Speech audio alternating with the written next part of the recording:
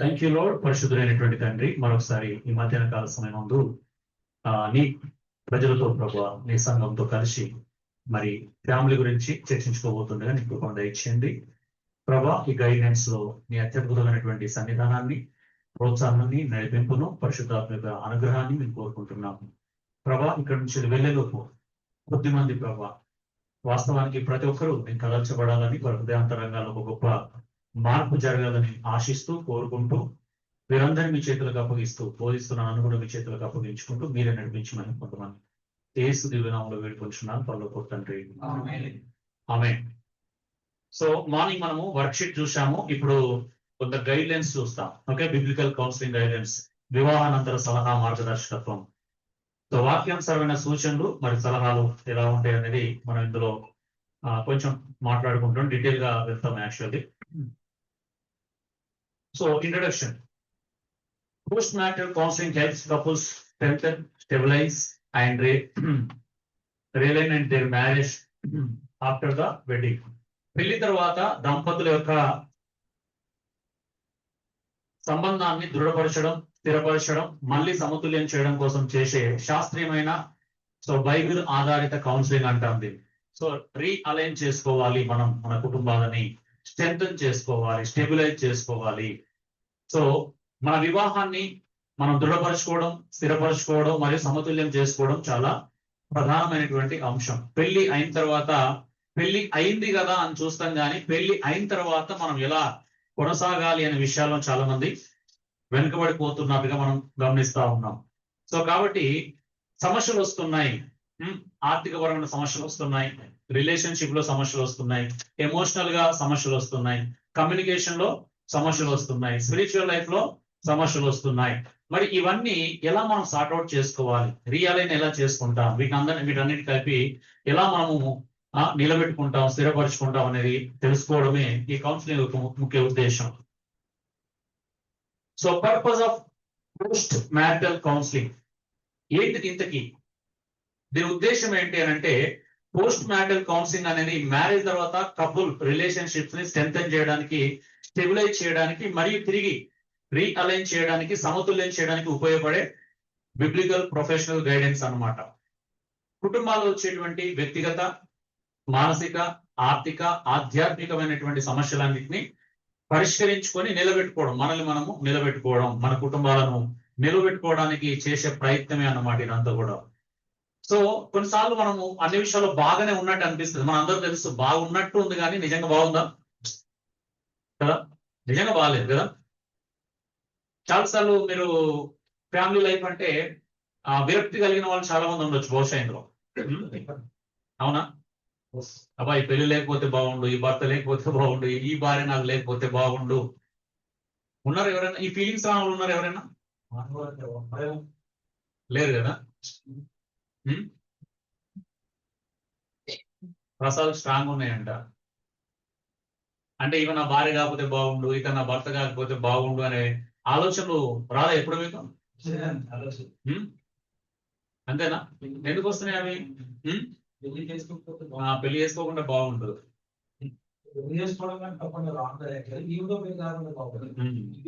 ఆమెతో నేను ఎవరు ప్రేమించుకున్నారు అబ్బా నేను అని చెప్పి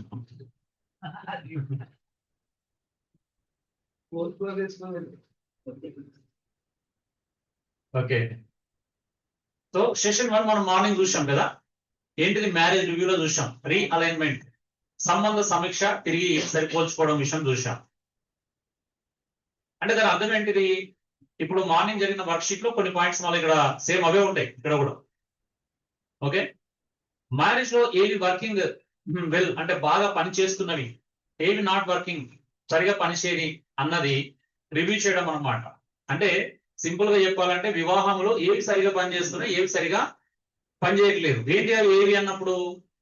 emotions, spiritual life, physical alignment అంటే భావోద్వేగాల పరంగా కానీ, ఆధ్యాత్మిక పరంగా కానీ, శారీరక సమతుల్యం చెక్ చేసుకోవడం అనమాట. బాగానే ఉన్నామా? ప్రయాణం చేసినాం, సంవత్సరం, 2 సంవత్సరాలు, 3 సంవత్సరాలు, కొంతమంది ఏకంగా 10 సంవత్సరాలు, 15 సంవత్సరాలు ప్రయాణం చేశారు. ఈ ప్రయాణం కొనసాగుతూనే ఉంది. ఈ గ్యాప్ లో ఒకరు, ఇద్దరు, ముగ్గురు వచ్చేస్తూనే ఉన్నారు, అవునా? సో ప్రాబ్లమ్స్ ఎన్ని ఉన్నా కూడా సో పిల్లలైతే వస్తూనే ఉన్నారు కదా. ఎనివో విచిత్రం భారతదేశంలో ఒక ఆయన ఏమంటాడు అని అంటే, భారతదేశంలో భార్యాభర్తలు అనే వాళ్ళు రెండు అంటే రైలు పట్టాలు లాంటి వాళ్ళు ప్యారలాల్ వెళ్తారు, కలవరు ఎప్పటికైనా. రైలు పట్టాలు తెలుసు కదా, పక్క పక్కనే ఉంటాయి, కలిస్తే ఎప్పుడన్నా ఎప్పటికి కలవు అనమాట. అంటే ప్యారలాల్ వెళ్ళిపోతా ఉంటాయి అనమాట, రెండు ప్యారలాల్ ఉంటాయి, ఎంత దూరం అనేది పక్క పక్కనే ఉంటాయి.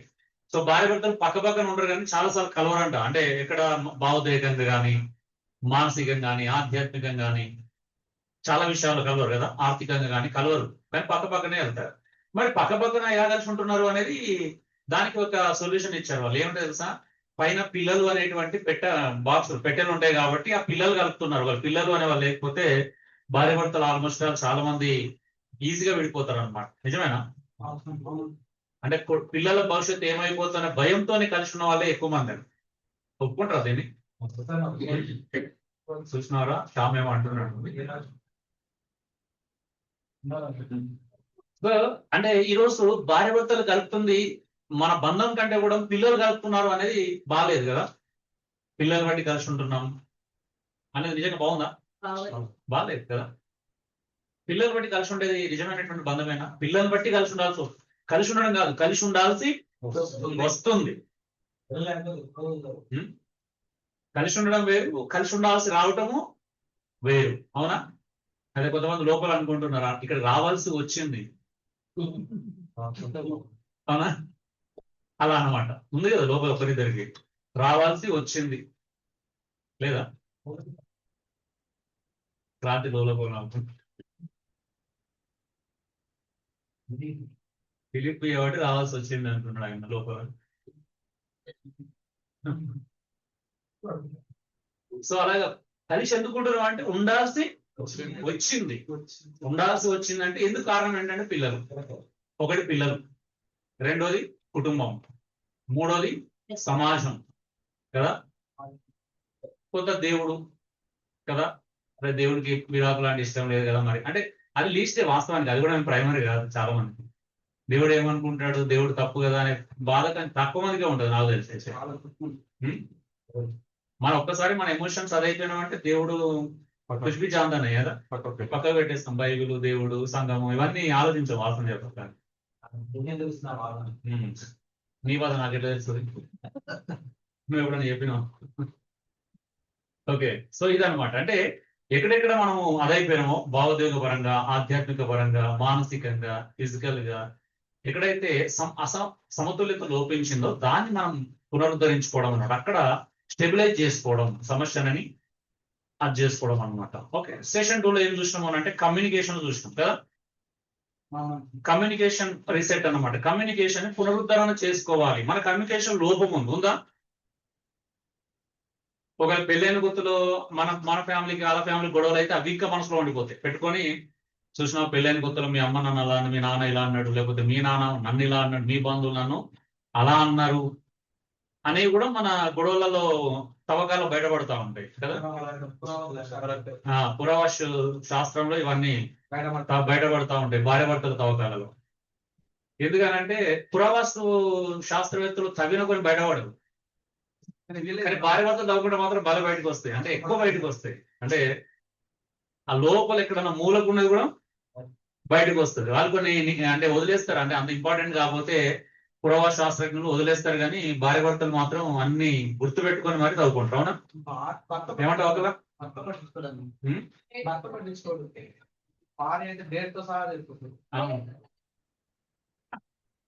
భర్తలకు మ్యారేజ్ డేనే బర్త్డేనే గుర్తుంటాయి భార్య, ఇంకా ఇవన్నీ డేట్ తో పాటు ఏం గుర్తుంటాయి బావానికి. అలా గుర్తు పెట్టుకున్నందుకే కొంతమంది యుద్ధాలు చేస్తున్నారు. నా బర్త్డే మర్చిపోయినా, నా మ్యారేజ్ డే వాళ్ళు కూడా ఎలా ఆడతారు. ఈ రోజు ఏంటో తెలుసా? ఈ రోజు ఏమున్నది? ఏం లేదు. ఈరోజు ఏమన్నా శుక్రవారం అంటారు.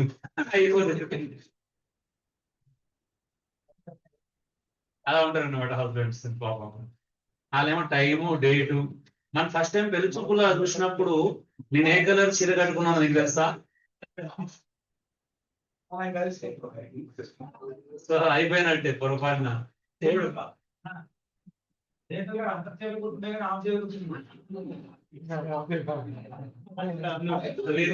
మీది మరి దుర్మార్గపు మైండ్ సెట్ అనమాట. సో అలా అనమాట. అప్పుడు బుర్ర గోకాలి, ఏ కలర్ చీర కట్టుకుని అయిపోతుంది అంతే. పొరపాటు మనం చీర కట్టుకున్నాం, పలానా రెడ్ కలర్ చీర కట్టుకున్నాను, సీరియస్ నేను అలా చీర కట్టుకోలేదు, నేను పంజాబ్ వేసుకొని వచ్చింది. ఇంకా చాప్టర్ ఇంకా ఘోరంగా ఉంటుంది నెక్స్ట్ లెవెల్. సో అందుకే పాపం స్త్రీలను తప్పు పట్టకూడదు. వాళ్ళు అట్లా ఎమోషనల్ గా అన్ని అలా మైండ్ లో అలా పెట్టుకుంటారు అనమాట.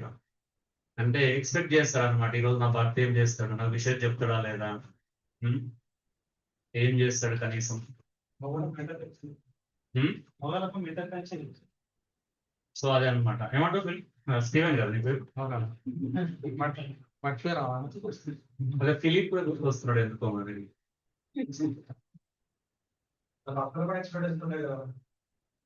ఉంటాయి భర్తలకి, ఎందుకు ఉంటాయి? భర్తలకు డేట్లు గుర్తుండవు ఎలాగో, వాళ్ళ ఎక్స్పెక్టేషన్ డిఫరెంట్ గా ఉంటాయి. సో అదన్నమాట. అంటే ఇలాంటి ప్రాబ్లమ్స్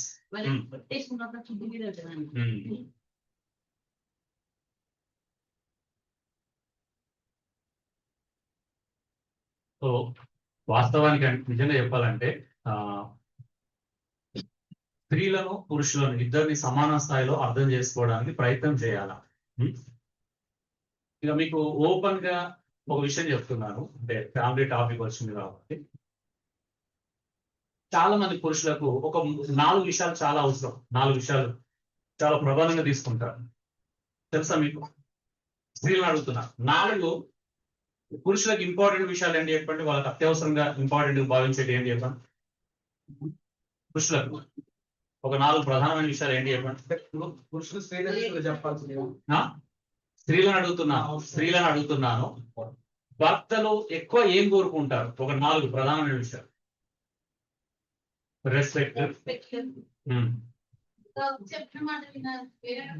వినడం,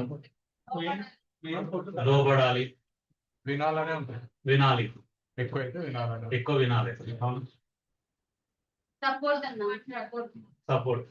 సరే, పురుషులు ఒక 3 ఔషధాలు ఎక్కువ ఇష్టపడతారు. ఏంటి ఆ 3 ఔషధాలు చెప్పండి. పురుషులకు ఒక 3 నెసెసరీ నీడ్స్ కింద తీసుకుంటారు వాటిని. మంచి ఫుడ్,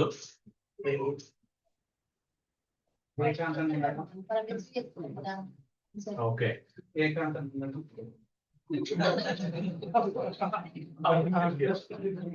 అంటే ఏకాంతంగా ఉండడం, ఏ కాంతతోనైనా ఉండడం.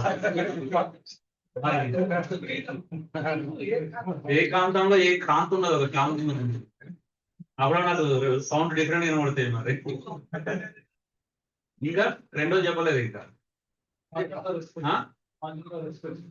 సమాజంలో కాదు, జాబు అవసరం అవసరం అని పర్సనల్ నీడ్స్ గురించి మాట్లాడుతున్నారు. పురుషులు 3 అవసరాలకు ఎక్కువగా ప్రాధాన్యత ఇస్తారు కుటుంబంలో. ప్రేమ, తిండి అన్నా. ఓకే, తిండి మాట్లాడినా అయిపోయింది, ఫుడ్ అయిపోయింది. తర్వాత మంచం. ఓకే, మంచం. రెండోది, 3 నాకు తెలియదు.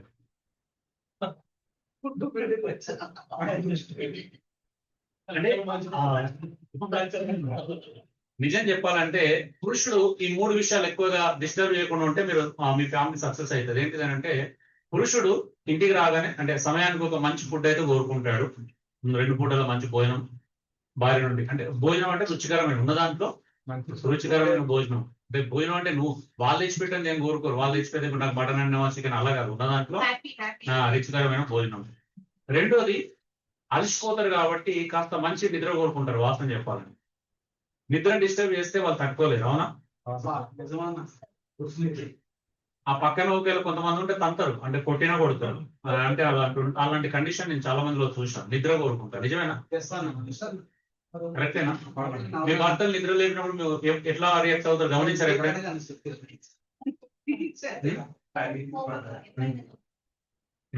అందరూ అలాగేనా? మాక్సిమం నేను 90% గురించి మాట్లాడుతున్నా, 10% గురించి మాట్లాడు. నిజమేనా? నిద్ర చెడగొడితే కోపం వస్తుంది. అవునా? ఫిలిప్ అది రావాలంటే ఫస్ట్ నువ్వు నిద్రపోవాలి కనీసం 8 గంటలు నిద్రపోతే అది జరుగుతుంది. నువ్వు లేని ఎందుకు అడుగుతావు చెప్పు. నువ్వు నిద్రపోయి లేపే అవకాశాలు ఇవ్వట్లేదు కదా. ఏమంటారు కరెక్టే కదా నేను చెప్పి. మీ లైఫ్ ని మీకంటే ఎక్కువగా నాకంటే ఎక్కువ ఎవరు చదవలేదు ఫస్ట్ ఆఫ్ ఆల్, బాగా గుర్తు పెట్టుకోండి. ఓకే, సో మూడోది ఖచ్చితంగా వాళ్ళు ఇంటిమసే కోరుకుంటారు. మూడోది ఎప్పుడైతే వాళ్ళు భార్యతో అంటే సెక్సువల్ రిలేషన్షిప్ ఇంటిమస్ కోరుకున్నారో ఆ టైంలో రిజెక్ట్ చేస్తే మాత్రం అసలు భరించలేదు. అంటే అది వాళ్ళకి ఎలా ఉంటది అంటే నోటికాడ ఆహారం పెట్టి లాక్కున్నంత కంటే ఎక్కువ ఫీల్ అవుతారు. నిజమేనా? ఏమో మరి మీరు ఫీల్ అయితే లేదు, మాట్లాడరేంటండి? సైలెంట్ అయిపోయారు. మాట్లాడతాం. వాస్తవాలు ఒప్పుకోవడానికి ఇష్టం లేదు. భారతదేశంలో ఒక సమస్య ఏంటి, నేను ఒక రీసెంట్ ఒక పెద్ద సమస్య గమనించాను. ఏంటో తెలుసా, భారతదేశంలో సెక్స్ అనే టాపిక్ తీసుకురాలి ఏదో పాపం చేసినట్టు ఫీల్ అవుతా ఉంటారు, అందరూ తిగ్గుపడతా ఉంటారు, అందరూ సైలెంట్ అయిపోతారు. అదేంటో కానీ విచిత్రం ఏంటంటే ప్రపంచంలో భారతదేశ జనాభానే ఎక్కువ ఉంటుంది. ఇది నాకు సింక్ అవుతుంది ఇప్పటికీ.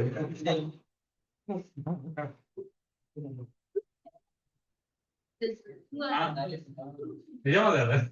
ఈ రెండింటికి సింక్ అవ్వట్లేదు. ఏదో మొత్తం మహాపాపం చేసినట్టు ఆ పదం వినగానే ఏదో భూత్ పదం లాగా ఫీల్ అవుతారు. నిజమేనా? ఏం చెప్పండి, సెక్స్ అనేది భూత్ పదమా? ఇప్పుడు ఎందుకు దాన్ని అలాగా భూత్ పదం లాగా తీసుకుంటాం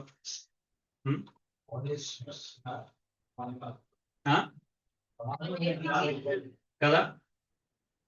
సో అది భూత్ పదం ఏం కాదే. నాకుంటే ఒకప్పుడు ఫీలింగ్, కానీ ప్రభులోకి వచ్చిన తర్వాత నాకు అసలు కొన్ని పదాలు ఎట్లా వాడుతున్నా నాకే తెలియట్లేదు. దేరుగా వాడతాను నేను చాలా పదాలు. అంటే ప్రభులోకి వచ్చినాకనే అలవాటైంది ఇవన్నీ నా కూడా. బైబిల్ ఓపెన్ చేయగానే ఫస్ట్ ఆదికాండం 4వ అధ్యాయం చదివినప్పుడు స్టార్టింగ్ లో ఆదాము అవ్వను కూడేనా అని ఉంటుంది. అంటే ఇప్పుడు దాన్ని ఎలా అర్థం చేసుకుంటే దానికి ఏం స్పిరిచువల్ మీనింగ్ ఏం లేదు కదా, ఉంటుందా? శారీరకంగా కలుసుకున్నారని కదా అక్కడ పెట్టింది, అవునా? కలుసుకున్నానికే కయ్యను పుట్టాడని ఉంది, అవునా? సేయించను, కలుసుకునేను, కూడా ఇవే ఉంటాయి.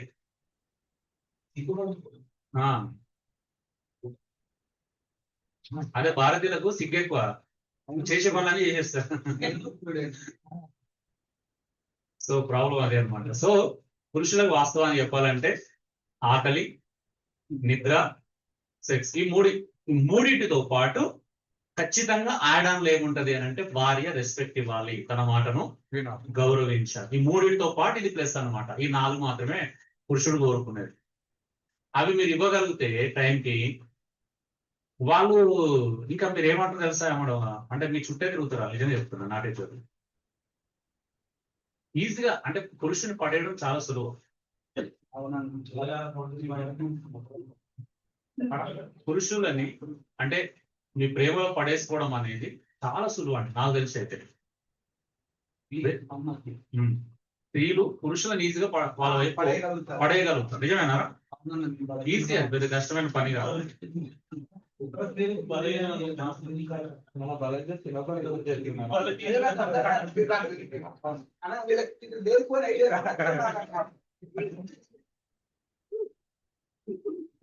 నా దగ్గర రేట్ నేను ఐడియా ఇప్పిస్తే చెప్పు.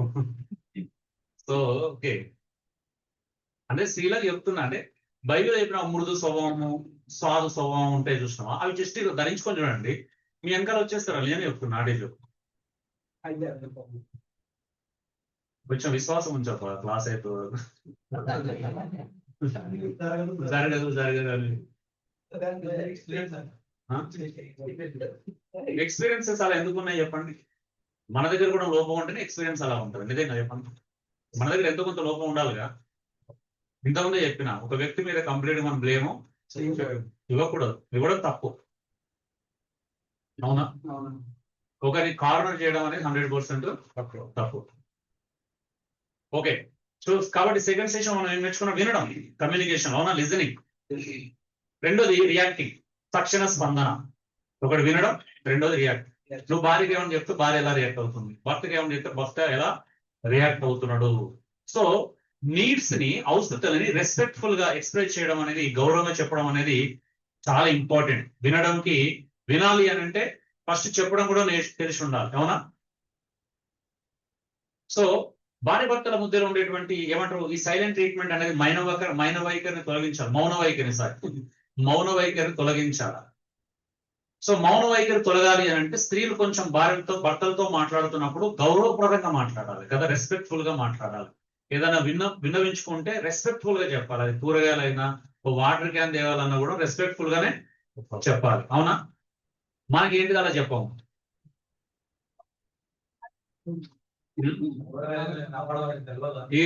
కనిపిస్తలేదా వాటర్ అయిపోయినా పట్టించుకో, కూరగాయలు అయిపోయినా పట్టించుకో, ఫ్రిడ్జ్ ఖాళీ ఉంది పట్టించుకో, నువ్వు ఏం చేస్తున్నావు ఇంట్లో ఖాళీగా తిరుగుతున్నావు, ఆడు కూర్చుంటున్నావు, ఆడ మొబైల్ వాడుతున్నావు, ఈడ ఫోన్ కాల్, ఇట్లా చదవాలన్నమాట. చదివితే తొందరగా అర్థమవుతుంది, తొందరగా రెస్పాన్స్ అవుతారు అనమాట. అంతే కదరా?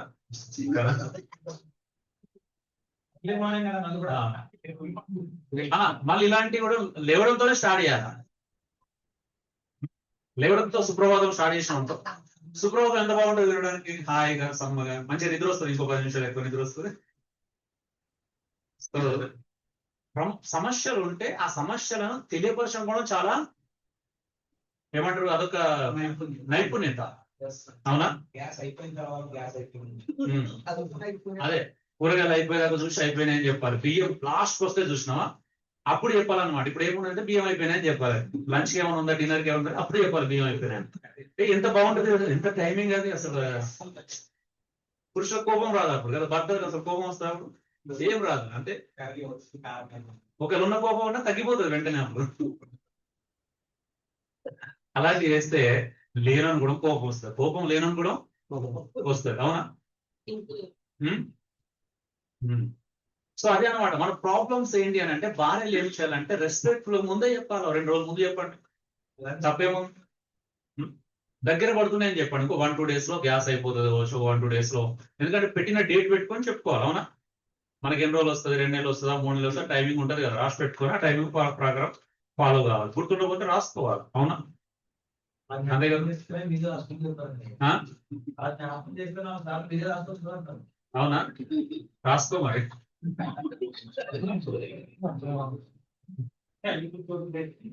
ఓకే, సో అదే అనమాట చెప్పడము చాలా ప్రధానమైనది. ఎలా చెప్తున్నాం, ఎలా ఎక్స్ప్రెస్ చేస్తున్నాం. మీరు చూడండి ఎస్తేర్ని మీరు ఒక మూవీలో చూడండి, మీరు బైబిల్లో చదువుకున్న తర్వాత కూడా ఒకసారి ఎస్తేర్ గురించి చూడండి. రాజు తన భర్త అయిన రాజు ఎస్తేరు ప్రవేశించిన విధానం కానీ కమ్యూనికేషన్ చేసిన విధానానికి ఎస్తేర్ ఎలా అంటే రాజు ఎలా లోబడతాడు చూడండి, అవునా? అంటే ఫిదా అయిపోతాడు, అవునా? లోబడడం అంటే ఫిదా అవడం, లోబడడం అంటే లొంగిపోవడం కాదు. ఆమె యొక్క స్వభావానికి ఫిదా అయిపోతాడంటే, అవునా? మనందరూ తెలుసా రాజు ఎంత కోపిస్తాడో, ఎంత, అవునా?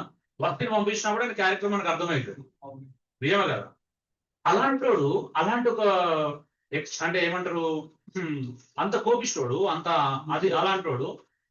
కానీ ఎస్తేర్ చూస్తే ఏమైపోయాడు, మెల్ట్ అయిపోయాడు కదా. మెల్ట్ అనే పదం బాగుంటుంది కదా, కరిగిపోయేవాడు. సో భార్యల మాటలు విన్నా, అలా ముఖం చూసినా పురుషులు కరిగిపోయే విధంగా ఉండాలి అలా ప్రవర్తన. ఎలా ఉండాలా, కరిగిపోవాలా. అంటే అప్పుడే ఎవరన్నా పెళ్లి చూపులకు వచ్చిన కొత్త అమ్మాయిని చూస్తే ఎలా ఉంటే మెలికలు తిరుగుతూ ఉంటుంది కదా, అలా మెలికలు తిరగాలి పురుషుడు. అంటే అలా ఉండాలి స్త్రీ అని ప్రవర్తన. సాధు స్వభావం, మృదు స్వభావం.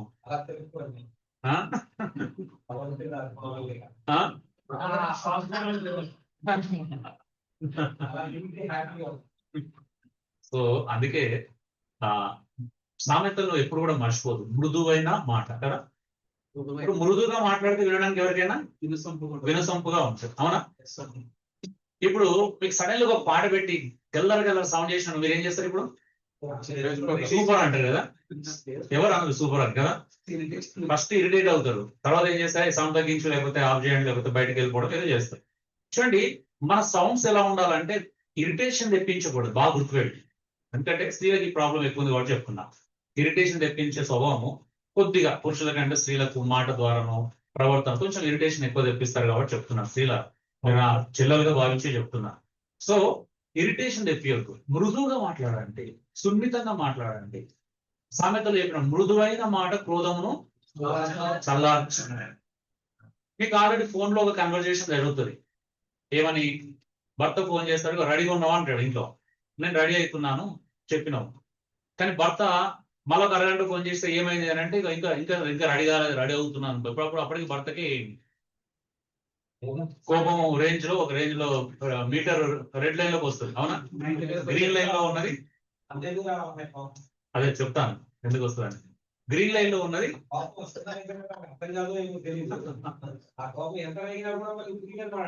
వీల్ఫుల్ గానే ఉంటారు, అది విషయం.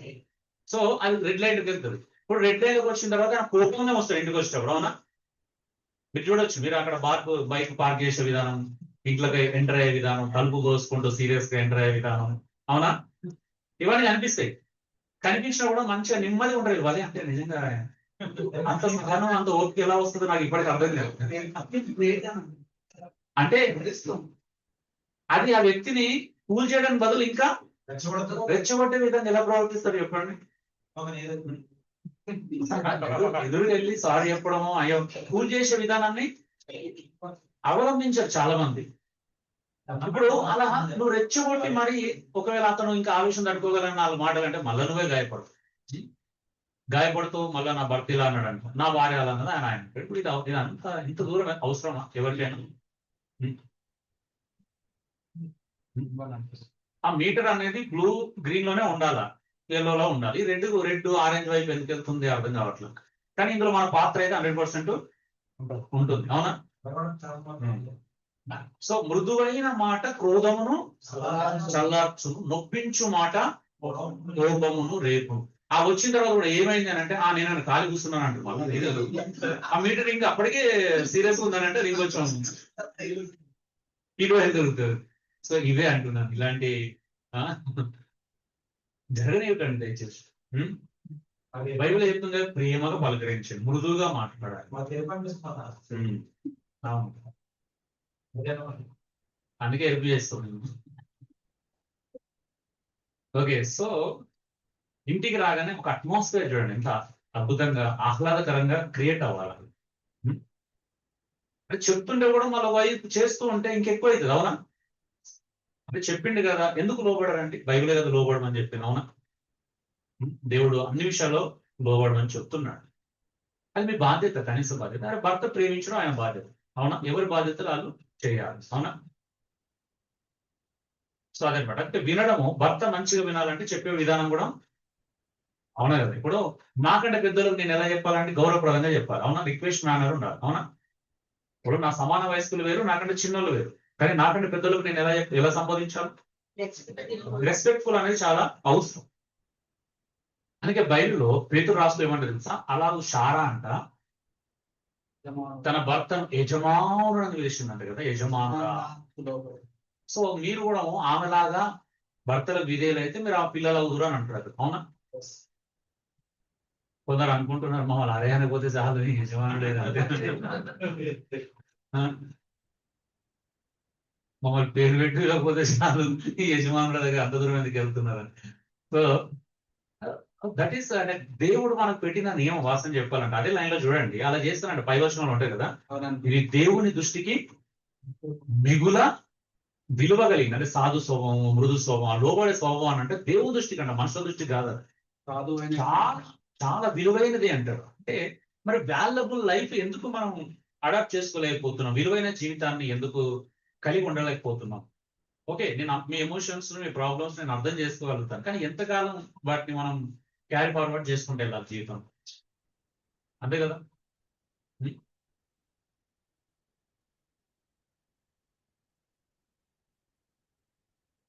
అలాగే రోజు వారి చిన్న సంభాషణ ఉండాలి. భార్య భర్తల మధ్యలో ఏముండాలా?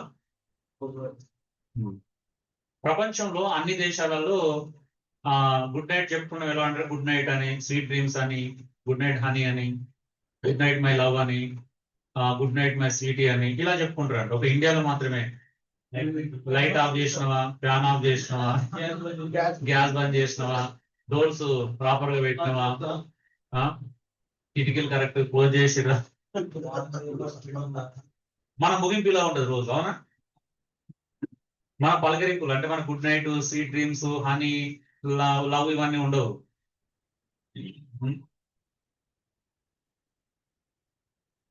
ఎవరు అన్నట్టు పెళ్లికి ముందు కేజీ లవ్ ఉంటది అంట, పెళ్లి అయిన తర్వాత కేజీ పప్పు తీసుకురా, కేజీ టమాటాలు తీసుకురా, కేజీ ఉల్లిగడ్డ తీసుకురాన్నట్టుగా మన పరిస్థితులు అలా అయిపోతుంది అనమాట. సో సెషన్ 3 దానికి ఒక్కొక్క మోడల్ మీకు పరిష్కారం ఇంకా చూస్తా ఉన్నాం మనం డీటెయిల్ గా. సో మూడోది ఏం చూసాం, గొడవ, పరిష్కారం మరియు క్షమాపణ. Conflict and resolution and forgiveness మనము ఇది చూసాం. Conflict, resolution and forgiveness. So గొడవకు కారణమయ్యే విషయాలను గుర్తించండి దయచేసి. మీకు తెలుసు కదా, ఈ విషయం అయితే గొడవ కారణం అవుతుంది అని తెలుసు. తెలిసి ఎందుకు దాన్ని ప్రొలాంగ్ చేసుకుంటున్నాం, ఎందుకు పెంచుకుంటున్నాం చెప్పండి.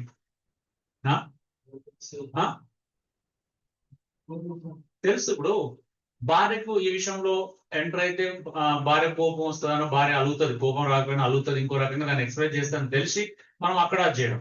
భార్య కూడా భర్తకి ఈ విషయంలో అస్సలు నచ్చదు అనే దగ్గర తెలిసి కూడా కోపం తెప్పించడం అనమాట.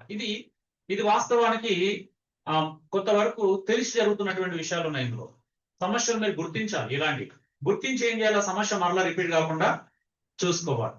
ఓకే, భర్త ఎటన్నా వెళ్తా అన్నప్పుడు నేను టైంకి రెడీ ఉండకపోతే నా భర్తకు చాలా కోపం వస్తుంది, డిసప్పాయింట్ అవుతాడని నీకు తెలిసి ఆ టైంకు నువ్వు రాకపోయినా, ఆ టైంకు నువ్వు రెడీ కాకపోయినా మళ్ళీ అదే జీవితంలో పదే పదే 1-2 సార్లు జరిగిందంటే ఓకే, కానీ అది సంవత్సరాల తరబడి రిపీట్ చేస్తున్నట్లయితే ఏమైతే అది చాలా అనవసరమైనటువంటి కాంప్లికేషన్ కి దారితీస్తుంది. అవునా? లేదా భార్యకు ఈ విషయంలో ఏదైనా టచ్ చేస్తే ఏమో హట్ అవుతుంది తొందరగా అని తెలిసి కావాల్సుకొని ఆ విషయంలో హట్ చేయడం.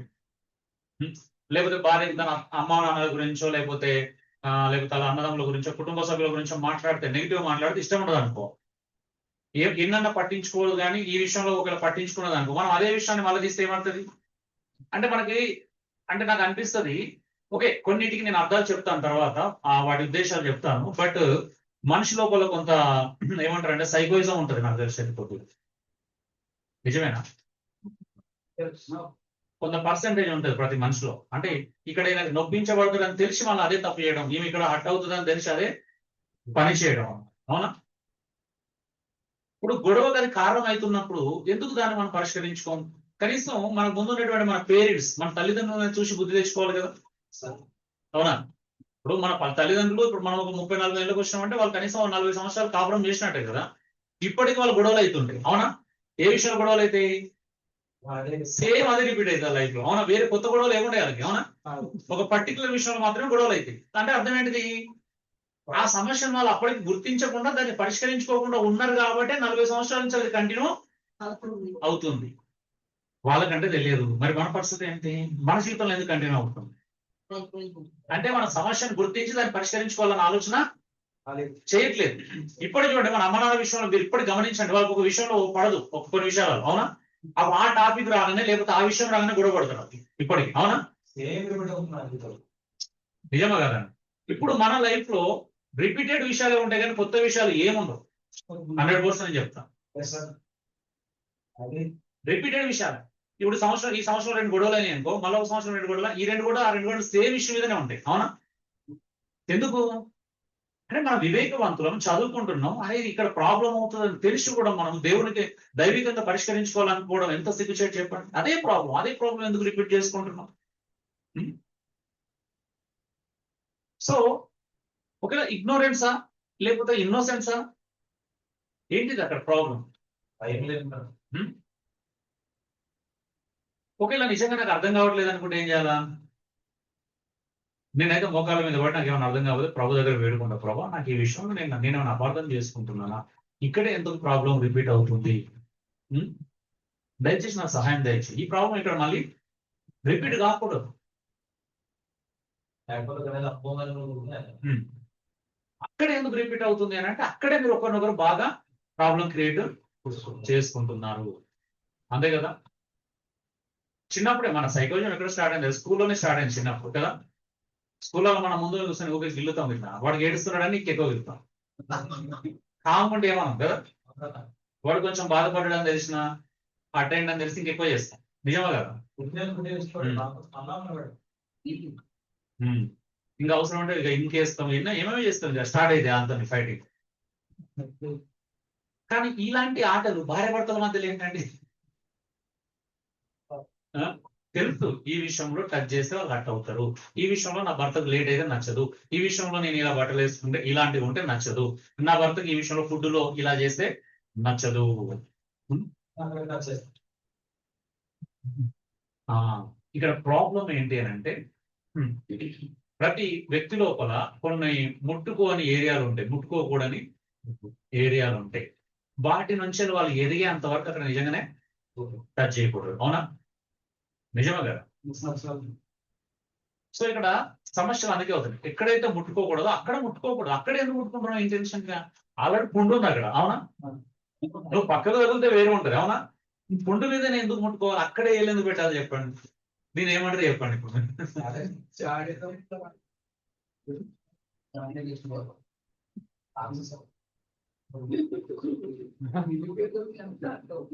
సో ఇదే అన్నమాట సమస్యను ఫస్ట్ గుర్తించండి.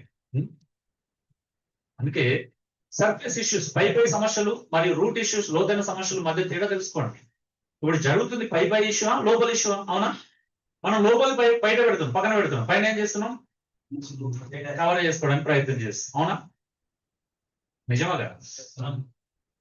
ఇప్పుడు ఆల్రెడీ పునాదులు పాడైపోయి బీటలు వారిన గోడలకు ఎంత ప్లాస్టింగ్ చేసి ఎంత కలర్ వేసి ఏమైతుంది?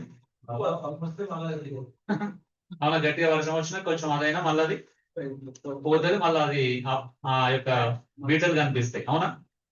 ఇప్పుడు అదే చేస్తున్నాం మనం ఏం చేస్తున్నాం తెలుసా? కవరింగ్ చేస్తున్నాం. నిజమేనా? మనకు బాగా అలవాటు కదా కవరింగ్ చేయడం. నిజమే కదా? ఎందుకంటే మన సమస్యను ఎప్పుడు రూట్ కాజ్ నుంచి పరిష్కరించుకోవాలని చూడం. అది ఎక్కడో అసలు కారణం అది కాదు. మనం పైన ఇప్పుడు ఎవరైనా కౌన్సిలింగ్ వస్తే కూడా మీరు పై కారణం చెప్తారు, అసలు కారణం అది కానే కాదు. చెప్తున్నప్పుడు నాకు అర్థమైపోతుంది. కొంతమంది లోకల్ కారణం వేరే ఉంటుంది. వినడానికి జ్ఞానం ఉన్నానికి అది ఈజీగా అర్థమైంది. కారణం ఈ ప్రాబ్లం ఇది కాదు. మీరు ఒక సైకాలజిస్ట్ మీరు చెప్తున్నప్పుడే గుర్తిస్తారు వీళ్ళ సమస్య అసలు సమస్య ఇది కాదు. మనసులో ఏదో ఉంటది, లోపల ఒకటి పెట్టుకుంటారు, బయటికి ఏదో చెప్తారు. ఇప్పుడు మీరు చూడండి, అమ్మ నాన్న అడిగితే చెప్తారా? అసలు వసనం చెప్పలేదు. అవునా?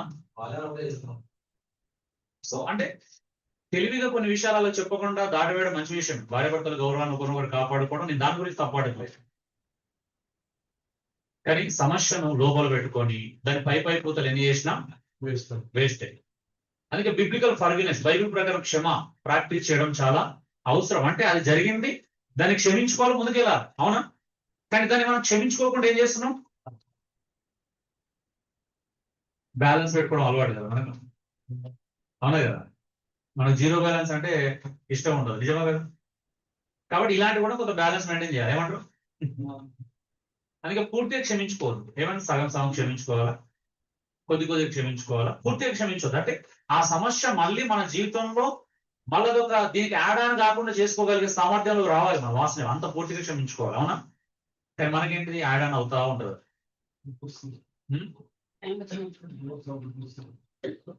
సో అందుకే ఫైట్ క్లీన్ రూల్స్ పాటించాలి. సంయమనంతో వాదించడం కదా, ఓపిక సహనంతో చర్చించుకోవడం చేయాలి. అవునా? ఈరోజు ఓపిక అంటే ఓ పీక పట్టుకో అన్నట్టు అర్థమవుతుంది అనుకుంటున్నాను. ఓపికలో పీకను తెచ్చుకున్నారు, పీక పట్టుకుంటున్నారు. ఓపిక అంటే ఏంటి? ఏమనుకుంటున్నారు? ఉప్పు కారం తినట్లేదా అనే ఫీలింగ్ అనమాట.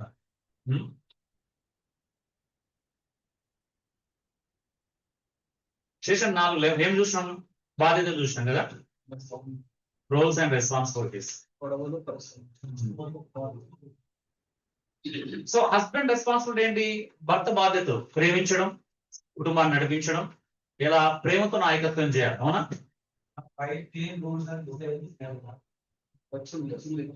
అన్నీ అయిపోయింది.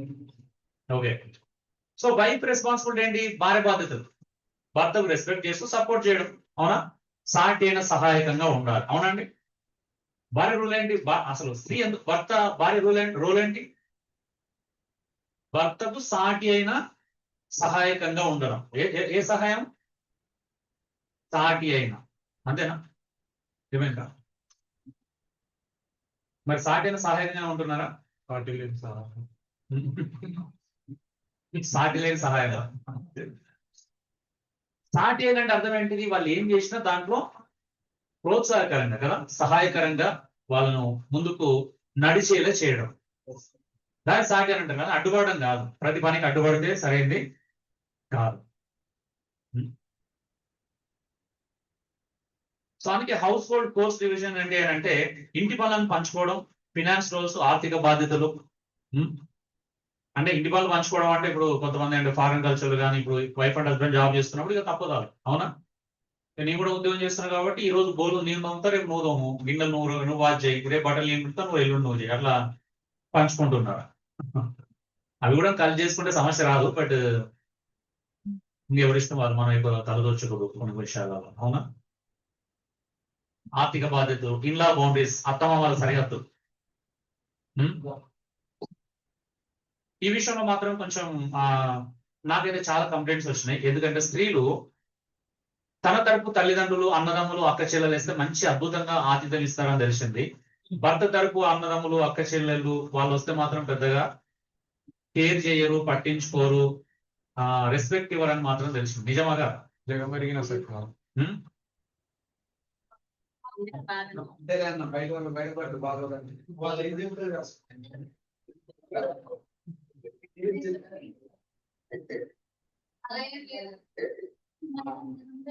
మన టీం చాలా మంచిది.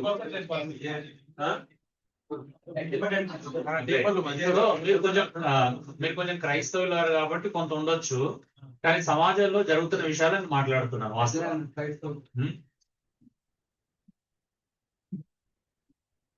అంటే క్రైస్తవ ప్రేమ కొంచెం మనల్ని మార్చింది కాబట్టి అంత తేడాలు ఉండకపోవచ్చు, కానీ మీరు సమాజం మాత్రం ఆ రేషియో కనిపిస్తుంది. అవునా? అది అన్నమాట. సో అత్తమామలకు సరిహద్దులు ఉండాలి, ఎవరి సరిహద్దులు వాళ్ళు పెట్టాలా. భార్య తరపు కానీ భర్త తరపు కానీ ఎవరు మన కుటుంబంలో భార్య భర్తల మధ్యలో తలదొచ్చడానికి స్పేస్ ఇవ్వకూడదు. ఈ విషయం వాళ్ళని అడగాలనా? ఎవరిని? ఇప్పుడు నా గురించి తెలియాలంటే మా అత్త మామని అడగాలి, వీళ్ళ గురించి తెలియాలంటే వీళ్ళ అడుగుదాం రేపు వచ్చిన తర్వాత. జనవరి సంక్రాంతి హాలిడేస్ లో అడుగుతారు. వాళ్ళు వస్తారో రారా? ఇంటికి వెళ్ళాడు. ఓకే, మనం ఫిఫ్త్ లెసన్ ఏం చూసినాం? ఎమోషనల్ అండ్ సెక్సువల్ ఇంటిమసీ గురించి మాట్లాడుకున్నాం. అవునా? ఫిఫ్త్ సెషన్ భావోద్వేగ లైంగిక సమీపత గురించి మాట్లాడుకున్నాం.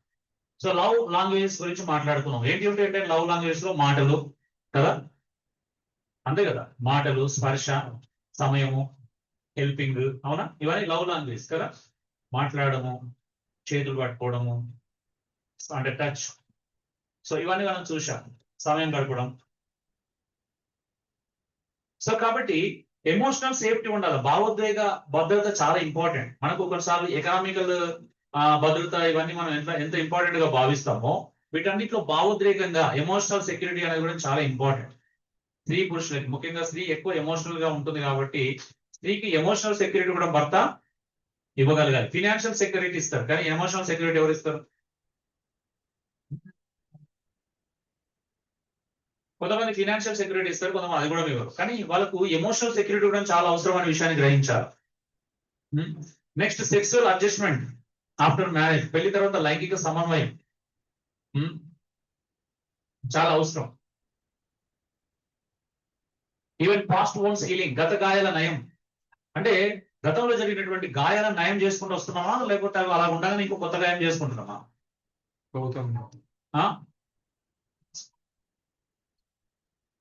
ఉండయింది ఇక్కడ తగ్గే టైంలో ఏం చేయాలి? దాని పక్కన ఇంకో గీత పెట్టాలి, గోకాల. అప్పుడు ఏమైతుంది?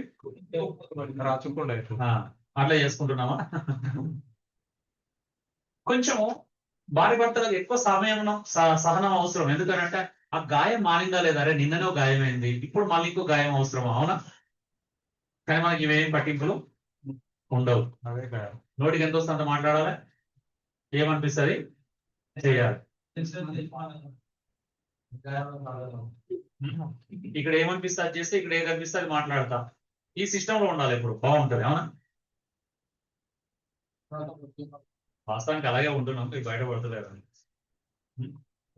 చివరికి మనం సెషన్ 6 లో spiritual and spiritual growth as a couple అని చూసినాం. దంపతుల ఆధ్యాత్మిక అభివృద్ధి గురించి నేర్చుకున్నాం.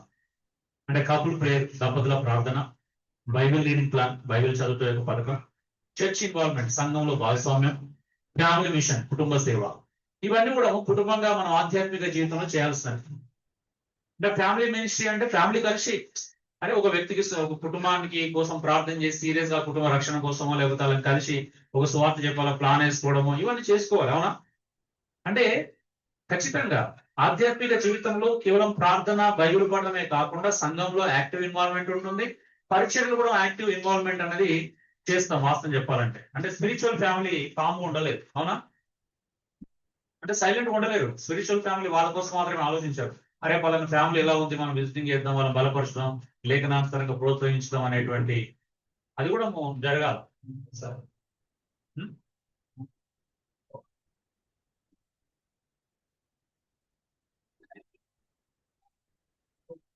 ఓకే, మనము సెషన్ 7 మీకు వర్క్ షీట్ లో సెషన్ 7 లేదు. ఓకే, ఇప్పుడు సెషన్ 7 ఏంటి అని అంటే ఇది చాలా ప్రాముఖ్యమైనటువంటి లెసన్ అన్నమాట. ఇక్కడ ఈ నోట్స్ లో ఉంది, మార్నింగ్ చెప్పే వర్క్ షీట్ లో లేదని చెప్పాను. ఓకే, కొంచెం కోఆపరేట్ చేయండి. మాక్సిమం ముగించడానికి ప్రయత్నం చేయడానికి చేస్తా, కానీ కాదు అని తెలుసు. ఓకే, ఎందుకంటే నేను లాస్ట్ మీతో కొరింథియన్స్ 13 చాప్టర్ 15 లక్షణాలు మాట్లాడాలనుకుంటున్నాను ప్రేమ గురించి. అది ఫైనల్ కన్క్లూజన్ మీకు ఇవ్వాలి, బట్ అది జరుగుతుందా జరగదా అనేది ఒక సందిగ్ధం. ఓకే సరే, వైవాహిక ఆరోగ్య పరిశీలన, మ్యారేజ్ హెల్త్ చెక్ అన్నమాట. 10 ఏరియాస్, 10 ఏరియాలలో మీ మ్యారేజ్ ఆరోగ్యకరంగా ఉందా లేదా. అప్పుడప్పుడు మనకు కొన్ని యాప్స్ లో ఏం చేస్తారంటే మీరు ఆరోగ్యకరంగా ఉన్నారా లేదా ఒక చెక్ లిస్ట్ వస్తుంది, అవునా? మీ పల్స్ ఎలా ఉంది, లేకపోతే ఇతర అన్ని చెక్ అంటే ఏమేమి ఉన్నాయి, ఫ్యాట్ ఎంత ఉంది, లేకపోతే బిఎండబ్ల్యూ అంటే సారీ సో మన కెమికల్ గ్రోత్ ఎలా ఉంది, లేకపోతే ఇవన్నీ ఎలా ఉన్నాయి, బిఎంఐ ఎలా ఉంది, బోన్ మ్యారో ఇండెక్స్ ఎలా ఉంది. సో ఇవన్నీ మనం చెక్ లిస్ట్ చెప్తే అనమాట, మన లోపల ఏదెంత ఉంది, ఫ్యాట్ ఎంత ఉంది కదా, ఏదెంత ప్రాబ్లం ఉంది అనేది మనం చెక్ లిస్ట్ చేసుకోవడానికి కొన్ని టెస్ట్ ఉంటాయి మనకి, అవునా? కొన్ని జనరల్ టెస్టులు చేసుకుంటే మనకి ఏమేమి ప్రాబ్లమ్స్ ఉన్నాయి అన్ని బయటపడతాయి. కొన్ని ఇప్పుడు సిబిసి కావచ్చు, లేకపోతే ఎల్ఎఫ్టి కావచ్చు, ఇట్లా కొన్ని ఒక ప్రాముఖ్యమైన 3-4 టెస్టులు ఇవన్నీ చేసుకుంటే మనిషి ఎంత ఆరోగ్యంగా ఉన్నాడో తెలుసుకోవచ్చు. కిడ్నీ ఫంక్షన్ కావచ్చు, లివర్ ఫంక్షన్ టెస్ట్ ఒకటి.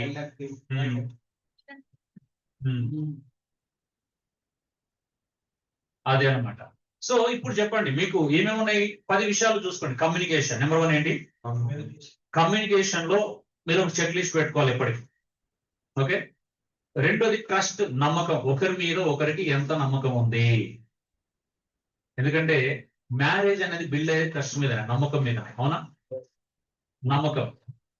మూడోది ఎమోషనల్ ఇంటిమసీ, భావోద్వేగ సమీపత. ఇది లేకపోతే ఇన్ఫిడిలిటీకి దారితీస్తుంది, అంటే మరొకరికి భావోద్వేగంగా దగ్గర అయ్యే ప్రమాదము ఉంటుంది. 4వది సెక్సువల్ రిలేషన్షిప్, లైంగిక సంబంధం క్రమంగా ఉందా లేదా చెక్ చేసుకోండి. ఫినాన్షియల్ మేనేజ్మెంట్, ఆర్థిక నిర్వహణ సరిగా చేసుకుంటున్నారా. లాస్ట్ ఇయర్ కి ఈ ఇయర్ కి అప్పులు తగ్గినాయా, ఖర్చులు తగ్గించుకున్నామా, ఖర్చులు తగ్గించుకొని అప్పులు క్లియర్ చేసుకుంటూ 1,00,000 ఉన్నది కనీసం 50,000కో 70,000కో తెచ్చుకున్నామా లేదా. ఒకటి అలా తెచ్చుకుంటే ఒక నెక్స్ట్ ఇయర్ లో మళ్ళీ 30,000 తెచ్చుకోవచ్చు, ఆ తర్వాత అది కంప్లీట్ గా క్లోజ్ చేసుకోవచ్చు అనేటువంటి ఒక ప్లాన్. అంటే ఇది ఆర్థిక నిర్వహణలో ఈ చెక్ లిస్ట్ చాలా అవసరం. 6వది ఫ్యామిలీ బౌండరీస్, కుటుంబ సరిహద్దులు సరిగానే మెయింటైన్ చేస్తున్నామా. అన్న, అక్క, చెల్లె, తమ్ముడు అందరూ ఇంత దూరేసి భార్యకు ఆటంకంగా భర్తకు ఆటంకంగా భార్య, భార్యకు ఆటంకంగా భర్త, అలా ఏమన్నా కుటుంబ బంధకాలను ఏర్పాటు చేసుకుంటున్నారా. చాలా మంది కుటుంబ బంధకాలు పెట్టుకున్నారు, అవునా? అన్నదమ్ములు, అక్క చెల్లెలు అన్న బంధకాలను ఎక్కువ పెట్టుకొని ఆ కుటుంబంలో మిగతా ఏరియాలను ఇంబ్యాలెన్స్ చేసుకుంటున్నారు, అవునా? నెక్స్ట్ రెస్పెక్ట్, గౌరవం ఎలా చూపించుకుంటున్నారు. వాల్యూ అండ్ రెస్పెక్ట్ చాలా ఇంపార్టెంట్. తర్వాత యూనిటీ, ఏకత్వం. మీకు ఒకటే ఏకత్వం ఉందా, ఇద్దరు ఒకే విషయంలో ఏకీభవిస్తున్నారా. నాకేం తెలుసు, ఆయన ఇష్టం, ఆయన నచ్చింది చేసుకుంటాడని అలాంటి పరిస్థితులు ఉన్నాయా. ఆమె ఇష్టం అని ఆమె ఏదో చేసుకుంటది, నాకు సంబంధం లేదు అని భర్త అంటున్నాడా. ఏకత్వం అనేది చాలా ప్రధానమైనది. స్పిరిచువల్ గ్రోత్, ఆధ్యాత్మిక అభివృద్ధి ప్రధానమైనటువంటి అంశం. అలాగే స్ట్రెస్ హ్యాండ్లింగ్, ఒత్తిడి నిర్వహణ. ఈ 10 చెక్ లిస్ట్ లో మనము ఆరోగ్యంగా ఉన్నామో, దంపతుల విషయంలో వైవాహిక ఆరోగ్యంగా ఉన్నామో లేదో తెలుస్తుంది. ఇందులో ఏది సరిగా లేకపోయినా నువ్వు ఆరోగ్యంగా లేవు, నీ కుటుంబం ఆరోగ్యంగా లేదని అర్థం, అవునా? ఇప్పుడు కొంతమందికి అప్పులు అధికంగా ఉన్నాయి, ఇప్పుడు వాళ్ళ కుటుంబం ఆరోగ్యంగా ఉన్నట్ట లేనట్ట, అనారోగ్యంగా ఉన్నట్టు, అవునా? ఎమోషనల్ గా బాగాలేదు, అనారోగ్యమా ఆరోగ్యమా? రిలేషన్షిప్ రెగ్యులర్ గా క్రమంగా సెక్సువల్ రిలేషన్షిప్ ప్రాబ్లమ్స్ ఉన్నాయి, ఆరోగ్యంగా ఉన్నట్ట అనారోగ్యంగా ఉన్నట్ట? కదా. ఏకత్వం లేదు చాలా విషయాలు. ఈమె ఒకటి అంటే ఆయన ఒకటి అంటున్నారు, గొడవలు అవుతుంది. అనారోగ్యమా ఆరోగ్యమా? రోగం ఉన్నట్టు మరి అంత ఘోరంగా మాట్లాడుతున్నాం, వినడానికి బాగాలేదు. రోగం ఉన్నట్టు అంటున్నా. సో ఆధ్యాత్మికంగా సరిగా లేరు, ప్రార్థనలో ఆసక్తి లేదు, బైబిల్ స్టడీ అంటే ఆసక్తి లేదు, సంఘం అంటే పెద్ద ఇంట్రెస్ట్ చూపిస్తలేరు, మూడుంటొస్తా బాగుంటొస్తా, రోజుకు ప్రతి వారానికి ఏదో సాగు, తుమ్ము వచ్చిందని, దగ్గు వచ్చిందని, జలుబు వచ్చిందని, పిల్లలు జ్వరం వచ్చిందని, ఇట్లా ప్రతి దారి ఏదో ఒక సాగు చెప్పుకుంటూ మనం దాన్ని స్కిప్ కొడుతున్నాం. అంటే దాని అర్థం ఏంటి? అనారోగ్యంగా ఉన్నట్టు. స్పిరిచువల్ లైఫ్ అనేది అనారోగ్యంగా ఉంది. అర్థమవుతుందండి? సో ఇప్పుడు ఈ చెక్ లిస్ట్ చూసుకోండి, మీ ఇంట్లో మీతోనే వస్తుంది కాబట్టి నోట్స్ లో మరొకసారి చెక్ చేసుకోండి. ఓకే, 10కి 10 ఉన్నాయా? Very good. సో అవార్డ్ నీకే వచ్చే అవకాశం ఉంది.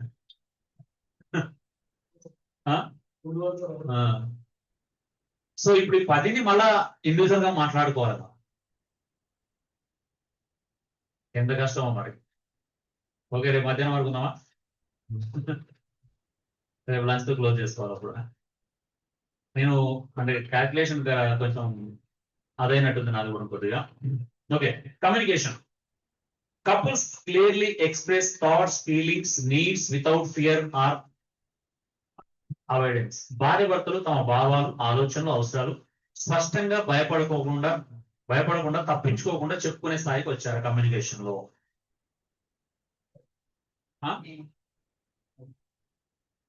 క్రాంతి బాగా డిసప్పాయింట్మెంట్ లో ఉన్నాడు, డిప్రెషన్ లో ఉన్నాడు, డిసప్పాయింట్మెంట్ లో ఉన్నాడు, డేంజర్ లో ఉన్నాడు, అన్ని డీలే.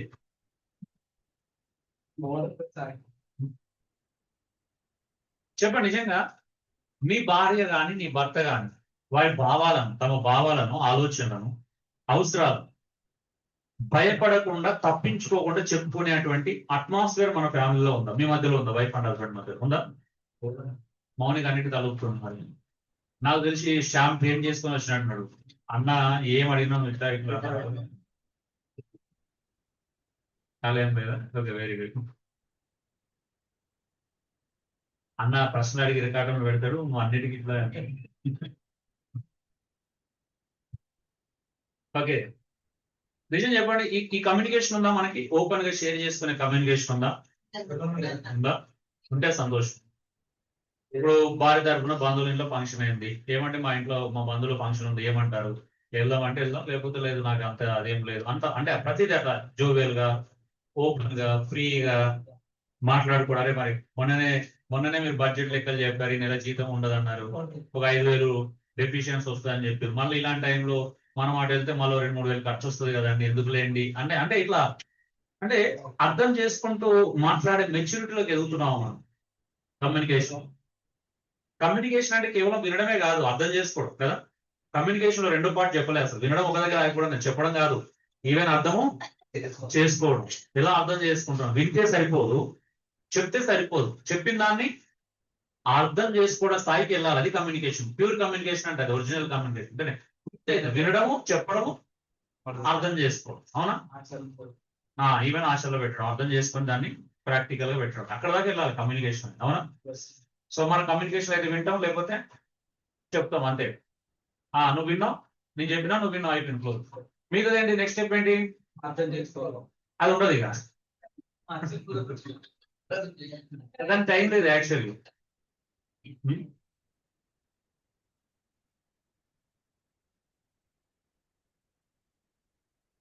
ఇప్పుడు భర్త ఎగ్జాంపుల్ చెప్తున్నా పండుగ.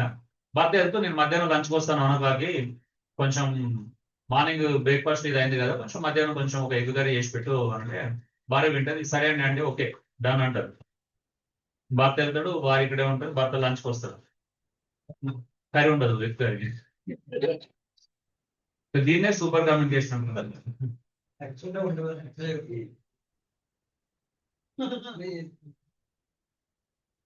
అంటే జస్ట్ మీకు అర్థం కావడానికి చెప్తుంది ఇలా ఎలా ఉంటాయి కమ్యూనికేషన్స్ అనేది. ఇప్పుడు ఆయన చెప్పింది ఏమన్నది అయిపోయింది, అక్కడితో అయిపోయింది. నెక్స్ట్ ఏంటిది? ఆ నెక్స్ట్ ఉండదు అంటే అదే అంటున్నాను. ఇక్కడ ప్రాబ్లం ఏంటి అని అంటే కమ్యూనికేషన్, ప్రాపర్ కమ్యూనికేషన్ ఎప్పుడు అవుతుంది అంటే దాన్ని అర్థం చేసుకొని ఆచరిస్తే ప్రాపర్ కమ్యూనికేషన్. ఎవరైనా ఈవెన్ భర్త భార్య ఏమని చెప్పింది, వెళ్ళేటప్పుడు భర్త బయటకు వెళ్ళేటప్పుడు సాయంత్రం వచ్చినప్పుడు ఇది తీసుకురా లేకపోతే అది తీసుకురా ఓకే డన్ అంటాడు భర్త. తీరా ఖాళీకి వచ్చినాక భర్త అదనమాట. సో కొన్నిసార్లు మనకు ఎక్స్ట్రా చేస్తాం కానీ అసలు ఎషన్స్ పోతుంది అనమాట. భర్త సాయంత్రం వస్తూ ఓ స్వీట్ బాక్స్ పండ్లు తెచ్చిండు అనుకో, ఇప్పుడు తెచ్చిన ఆనందం ఎందుకు ఉండదు తెలుసా? ఈమె చెప్పిన లిస్ట్ రాదు ఫస్ట్. ఇప్పుడు నేను తెచ్చినందుకు బాధపడాల్సి వస్తుంది. అవునా? అరే భర్త ఏం ఫీల్ అవుతాడు, అరే నేను తెచ్చిన దాన్ని బట్టి ఆనందించలేదని ఆయన ఫీల్ అవుతాడు. అవునా? అరే నేను అడగకముందే పండ్లు తెచ్చిన యాపిల్ తెచ్చిన అనుకుంటాడు ఆయన, లేకపోతే అడగకముందే స్వీట్ తెచ్చిన అనుకుంటాడు, ఐస్ క్రీమ్ బాక్స్ తెచ్చిన అనుకుంటాడు. వద్దు మధ్యలో క్లీనింగ్ చేయట్లేదు అంతే నాకు.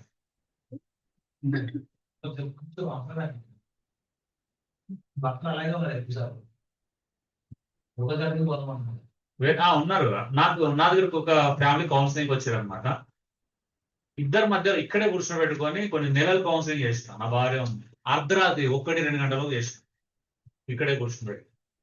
ఒక్కోసారి వాళ్ళు అరిసేవాళ్ళు అంటే ఒకరి మీద ఒకరు, పక్కలో ఎక్కడే లేచి మమ్మల్ని కాల్ చేపిస్తారని భయం వేసేదాన్ని. అలాంటి సంఘటనలు చాలాసార్లు జరిగినాయి. ఒకరోజు కూర్చొని అమ్మాయిని పెట్టుకొని ఏమంటారు చెప్పురా అని అంటే, అన్నయ్య మీకు ఒక విషయం చెప్తున్నాను ఏంటిరా, మా ఆయన చిన్న చిన్న విషయాలు అర్థం చేసుకోవడం అంటారు. ఏమైందో చెప్పనంటే, అన్న మేము రెంటుకుండే దగ్గర మధ్యలో రోడ్ అడ్డం వస్తుంది, రోడ్డు దాటితే ఒక మంచి గప్చుప్ల బండి ఉంది, నాకు పానీపూరి అంటే చాలా ఇష్టం. సాయంత్రం కేవలం 10-15 రూపాయలు 20 రూపాయలు ఎక్కువ తింటే 30 అవుతుంది 40 అవుతుంది. పానీపూరి తినిమే అంటే బైక్ మీద రెడీ చేయించుకుంటాడు, బైక్ మీద కూర్చుని పెట్టుకొని 15 కిలోమీటర్ల దూరంలో ఉన్నటువంటి ఓల్డ్ సిటీ తీసుకెళ్లి, ఇక్కడ బిర్యానీ బాగుంటది, ఇక్కడ ఫిష్ బాగుంటది, ఇక్కడ ప్రాన్స్ సూపర్ ఎక్సలెంట్ అని ఇవన్నీ చెప్పి తినబెడతాడు అన్న. అలా నా కోరిక చిన్నది, నా ఇష్టం ఇంత, నా ఇష్టాన్ని నెరవేర్చుకుంటా. నాకు ఇష్టం లేనిది అది 1000 రూపాయలు ఖర్చు పెట్టినా, 700 ఖర్చు పెట్టినా, 1500 ఖర్చు పెట్టినా లెక్కలు చెప్తే నేను ఎలా స్వీకరించాలని అడిగింది. నిజంగా జన్యనే కదా అది. ఇది నిజంగా మరి పురుషులు ఎప్పుడు తమ ఇగోని ఎందుకు సాటిస్ఫై చేసుకోవాలని చూస్తున్నారు? భార్య ఇక్కడ సంతోషపడుతుందంటే అక్కడికే తీసుకెళ్ళు, ఆ 10 రూపాయలు ఖర్చు పెట్టు, నీకే మంచిది కదా అది. ఇంకా అవునా? 2 రకాల బెనిఫిట్, ఒకటి ఎకనామికల్ బెనిఫిట్, ఒకటి ఎమోషనల్ బెనిఫిట్, రిలేషన్షిప్ బెనిఫిట్. అవునా? ఆరోగ్యానికి మంచిది అవగాహన. అబ్బా నువ్వు చాలా గొప్పడు. అంటే ఓల్డ్ సిటీలో ఆ బిర్యానీ మాత్రం ఆరోగ్యం మంచిదా? కానీ పురుషుల దగ్గర పూలు ఎక్కువ ఉంటాయి నాకు తెలిసిన, తొందరగా పెడతారు. వాస్తవానికి పూలు స్త్రీల దగ్గర ఎక్కువ ఉండాలి, కానీ పురుషుల దగ్గర ఎక్కువ ఉంటాయి అన్నమాట. తొందరగా నాకే పెట్టడానికి చూస్తున్నాను. ఏంటి సురేష్?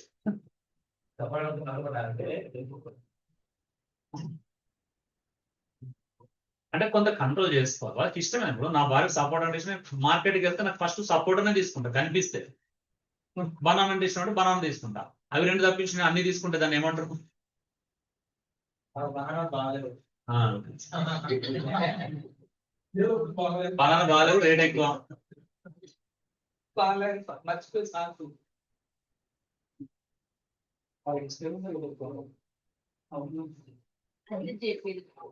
అదన్నమాట. అంటే ఓకే, నెక్స్ట్ కమ్యూనికేషన్ లో సైకలాజికల్ యాంగిల్ చూద్దాం. ఏమన్నది? మానసిక కోణం. సమర్థవంతమైన సంభాషణ అపార్థాలను తగ్గిస్తుంది, భావోద్వేగ భద్రతను పెంచుతుంది, మరి సమస్యలను పరిష్కరించే సామర్థ్యాన్ని నిర్మిస్తుంది. మీ సమస్యలు మీరు పరిష్కరించుకునే సామర్థ్యంలోకి మీరు ఎదుగుతున్నారంటే దాని అర్థం ఏంటో తెలుసా? మరొక కుటుంబ సమస్యలు కూడా మీరు పరిష్కరించగల స్థాయికి వెళ్తున్నారు అని అర్థమవుతుందా?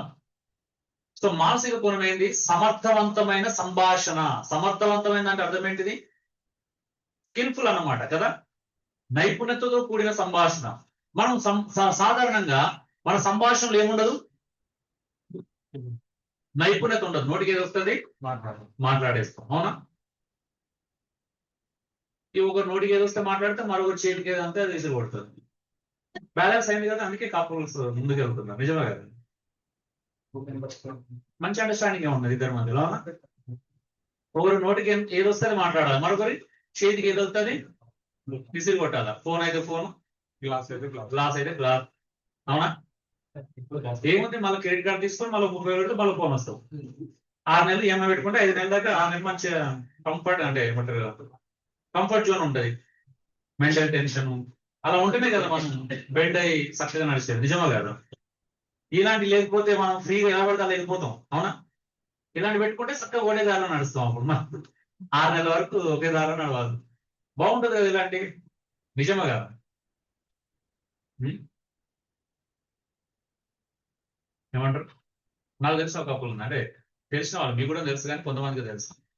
ఇప్పటికి నాకు తెలిసి నా తలంలో 3-4 ఫోన్లు పగలుంటారు ఈజీగా. ఎంత మంచి తెలుసా అండి? ఉం? ఇలా పగలగొట్టిన కొద్దీ ఆడపిల్లలు కదా, వాళ్ళ అకౌంట్కి యాడ్ అవుతా ఉంటాయి 15,000, 20,000 అలాగా. ఇదిగో ఇదే మరి ప్రాబ్లం. సంభాషణ అనేది నైపుణ్యంగా ప్రాబ్లం రాకుండా చూసుకోవాలి. ఉం? అదేనా? రెండో, ట్రస్ట్. భాగస్వామి వ్యక్తిత్వం, ఉద్దేశాలు, నడవడిక మీద నమ్మకం కలిగి ఉండడం. భాగస్వామి దేని మీద? వ్యక్తిత్వం, క్యారెక్టర్, ఉద్దేశాలు, ఇంటెన్షన్స్, నడవడిక, ప్రవర్తన మీద నమ్మకం కలిగి ఉండాలి. నా భర్త ఇలాంటి వాడు, నా భార్య ఇలాంటిది అనే ట్రస్ట్ ఉండాలి మనకి. భాగస్వామి మీద, వ్యక్తిత్వం మీద నమ్మకం ఉండాలి, క్యారెక్టర్ మీద నమ్మకం పెంచుకోవాలి, ఉండాలి, బిల్డ్ చేసుకోవాలి. ఉద్దేశాలు, భార్య కూడా అలాగే నమ్మడానికి, భర్త కూడా అలాగే తన వ్యక్తిత్వాన్ని రుజుపరుచుకునే విధంగా ఉండాలి, కానీ అనుమానించే విధంగా ప్రవర్తించకూడదు. కొంతమంది అనుమానించేలా ప్రవర్తిస్తూ ఉంటారు, అవునా? అది మంచిది కాదు. క్లారిటీ ఇవ్వరు, అవునా? కొంతమంది ఫోన్లు చేస్తే కూడా ఏదో, అరే ఈయన ఎవరితో అంటే ఏం లేకపోయినా ఏదో ఉందనుకునేలాగా కొంతమంది ప్రవర్తిస్తూ ఉంటారు. కొంతమంది ఫోన్ రాగానే లేచిపోయే అలవాటు, అదేంటి అలవాటు నాకు ఇప్పటి కాదు. నీ భర్త ముందు, నీ భార్య ముందు మాట్లాడడానికి ఏముంటది ప్రైవసీ? నిజంగా నువ్వు మాట్లాడుతుంది అంత ప్రైవసీ ఉంటుంది. నీ భర్తకు తెలియని విషయాలు ఉంటాయా ఎవరితో మనం మాట్లాడడానికి? నమ్మకం ఉందో లేదో అని పరీక్ష చేస్తాను. నువ్వు పూల వ్యాపారం పెట్టాల్సింది. పూలు పెడుతున్నాడు అబ్బాయి చదివి.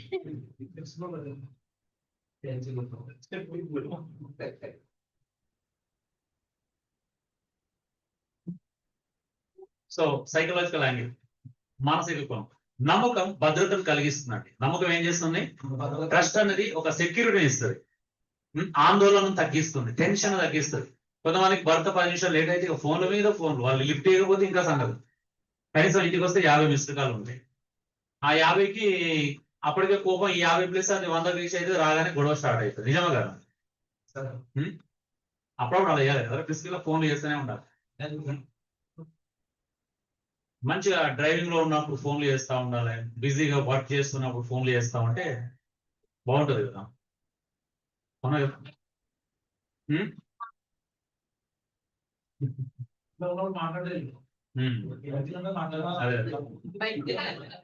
అంటే అప్పుడే ఎమోషన్, ప్రేమ అన్ని పొంగుకొస్తాయి అన్నమాట.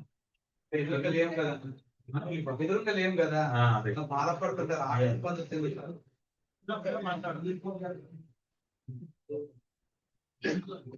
అంటే కొంతమంది ఏం చేస్తున్నావు, ఎక్కడ ఉన్నావు అంటే సౌండ్ వినబడగానే ఓకే ఉంటాను పెట్టేస్తారు అనమాట. అంటే వాళ్ళకి అర్థమైంది క్లారిటీ, ఓకే రైట్ ప్లేస్ లో ఉన్నాడు, పెద్ద రాంగ్ ప్లేస్ లో ఏం లేడు. భలే ఉంటది కదా కమ్యూనికేషన్. అయ్యో, మీరు కూడా వాటి అనుమానం వచ్చే విధంగా ప్రవర్తించకూడదు. భార్య నమ్మకం ఉండాలా, భర్త మీద సంపూర్ణ నమ్మకం ఉండాలి. అలాగే భార్య మీద కూడా భర్త కాదంటే నమ్మకమే కలిగి ఉండాలి. ఓకే. ఇంకా మరియు అనుమానాల వల్ల వచ్చే గొడవలు నిరోధిస్తుంది. దేనివల్ల? అనుమానాలు. మీకు తెలుసా, మనందరి లోపల భార్య భర్తల మధ్యలో తెలియని ఇది ఉంటది, ఇన్సెక్యూరిటీ ఫీలింగ్, అవునా?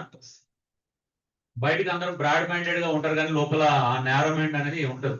అంటే పొజెసివ్నెస్ గురించి మాట్లాడట్లేదు, పొజెసివ్నెస్ ఉండాలి వైఫ్ మీద, హస్బెండ్ మీద. వైఫ్ కి పాజిటివ్ పొజెసివ్నెస్ 100% ఉండాలి, ఉంటేనే రైట్, ఉండకపోతేనే తప్పు. ఈమె నాది, ఈయన నావాడు, నా సొంతం అనే ఫీలింగ్ ఇలా ఉండాలా? స్ట్రాంగ్ గా ఉండాలి, గట్టిగా ఉండాలి, అవునా? 2 ఏనుగులను తీసుకొచ్చి ఫెవికాల్ పెట్టి ఇట్లా విడదీసి అట్లా కూడా ట్రై చేసిన కథలు కూడా అంత స్ట్రాంగ్ గా ఉండాలి. ట్రస్ట్. మీ చూయింగ్ గమ్ బ్యాగ్స్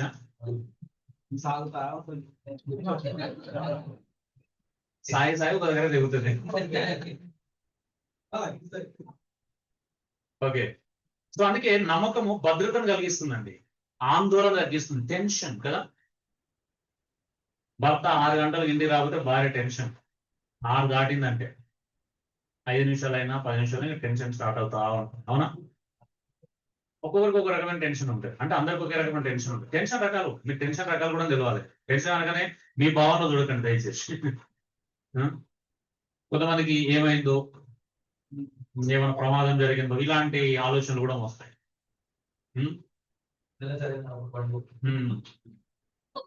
అంతే, అసలే బండి సరిగా నడపడు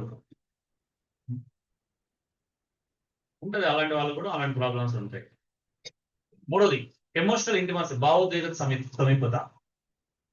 తనలోని లోతైన భావాలను, భయాలను, ఆనందాలను పంచుకొని భావోద్వేగంగా దగ్గర అవ్వటం.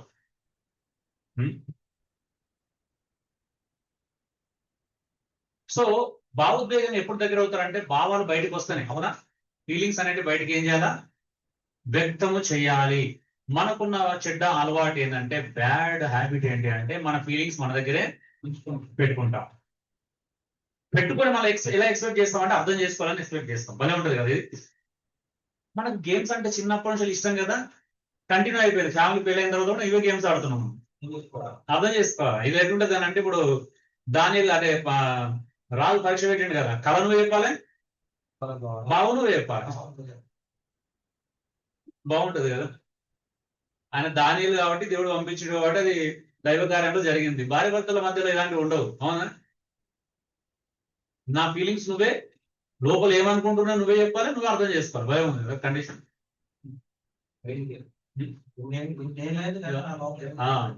తెలియదు,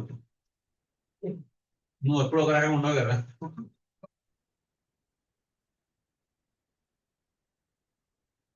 సో చెప్పండి, ఓపెన్ అవ్వండి, దయచేసి కూర్చొని మాట్లాడుకోండి. ఓకే,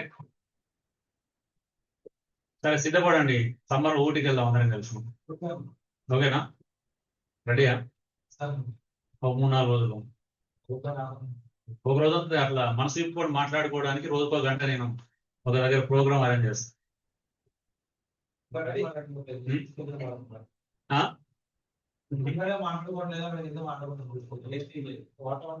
అక్కడ ఎక్కడ వదిలేస్తా తెలుసా,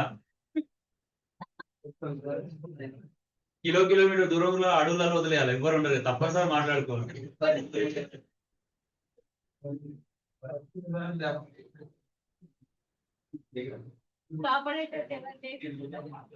కలిసి ఎట్లాంటి ప్రదేశంలో వదిలేదు, కలిసి ఇద్దరు కలిస్తే కానీ సర్వైవ్ కాము అనే సస్పెన్స్ వదిలేయాలి కదా, అప్పుడు ఇద్దరు కలిసి పని చేస్తాం. నాకు నిజంగా ఒక సీన్ ఇష్టం, అంటే యూనిటీ గురించి మనం ఎంతో మాట్లాడుకున్నాం కదా. ఒక హాకీలో ఉన్న దేశంలో ఒక కోచ్, ఇండియాకి రియల్ స్టోరీ ఇది.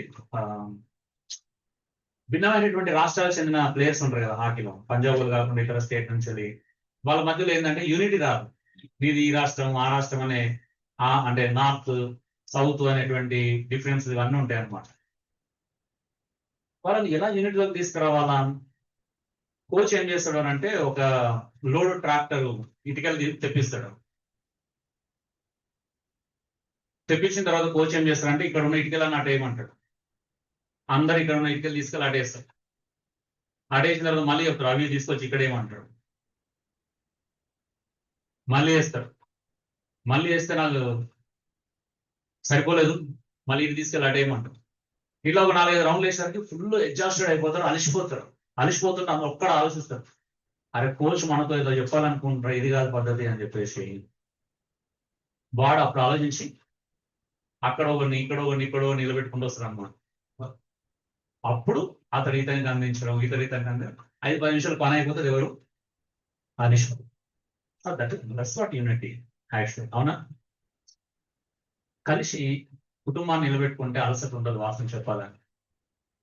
మన ప్రాబ్లం ఏంటిదంటే యూనిటీ లేని చోట నిజంగా చిన్నప్పుడు నేర్చుకుంటాం కదా, ఐకమత్యమే మహాబలం, నిజమా కదా. ఒక తండ్రి నలుపుడు ఒక్కొక్క పుల్ల ఇచ్చి విరుమంటాడు కదా, సింపుల్ గా చేస్తాడు. తర్వాత 2 జత చేస్తాడు, కొంచెం కష్టంగా ఇస్తాడు. 3 ఇంకొంచెం కష్టంగా ఇస్తాడు. 4 ఏమైనా ఇవ్వడం కష్టం అవుతుంది. అప్పుడు చెప్తాడు, మీరు 4 కలిసి మిమ్మల్ని ఎవడేమి చేయలేడు. నిజమే కదా, ప్రపంచంలో భార్య భర్తలు కలిసి ఉండడం కంటే స్ట్రెంత్ ఈ ప్రపంచంలో వాళ్ళు ఎక్కడ కూడా ఉంది. ఆమె నిజమేనా? మరి ఆ యూనిట్ లోకి రావడం మీ ఇష్టం. సైకలాజికల్ కోణం చూద్దాం. ఎమోషనల్ లో భావోద్వేగ బంధం అనుబంధాన్ని బలపరుస్తుంది, మరి వివాహ సంబంధం ఒంటరితనాన్ని నివారిస్తుందండి. ఏం చేస్తుంది? బంధాలను బలపరిచి ఒంటరితనాన్ని నివారిస్తుంది. ఎమోషనల్ అనేది చాలా ఇంపార్టెంట్. అందుకే భార్య భర్తలు చాలా ఎమోషనల్ గా ఉండాలి.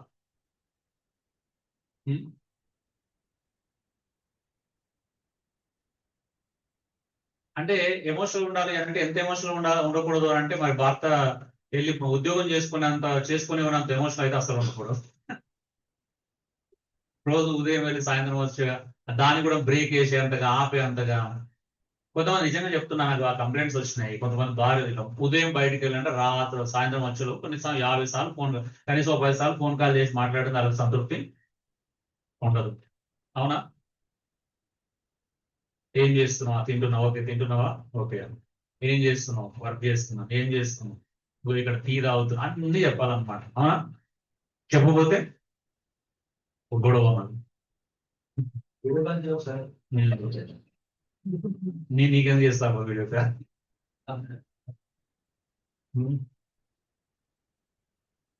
అలా చాలా మంది ఉన్నారు అట్లా వీడియో కాల్ చేసి చేయించుకున్న వాళ్ళు.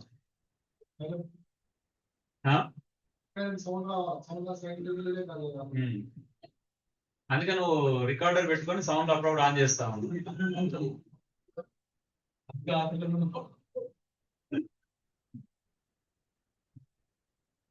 సో 4th పాయింట్ ఏంటి? సెక్సువల్ రిలేషన్షిప్, లైంగిక సంబంధం. పరస్పర గౌరవంతో సంతృప్తితో కూడిన ఆరోగ్యకరమైన శారీరక సమీపత. రెస్పెక్ట్ చేయాలా? బాడీ అంటే రెస్పెక్ట్ ఇవ్వాలి. ఇద్దరు ఒక శరీరాన్ని ఒకరు గౌరవించుకోండి first.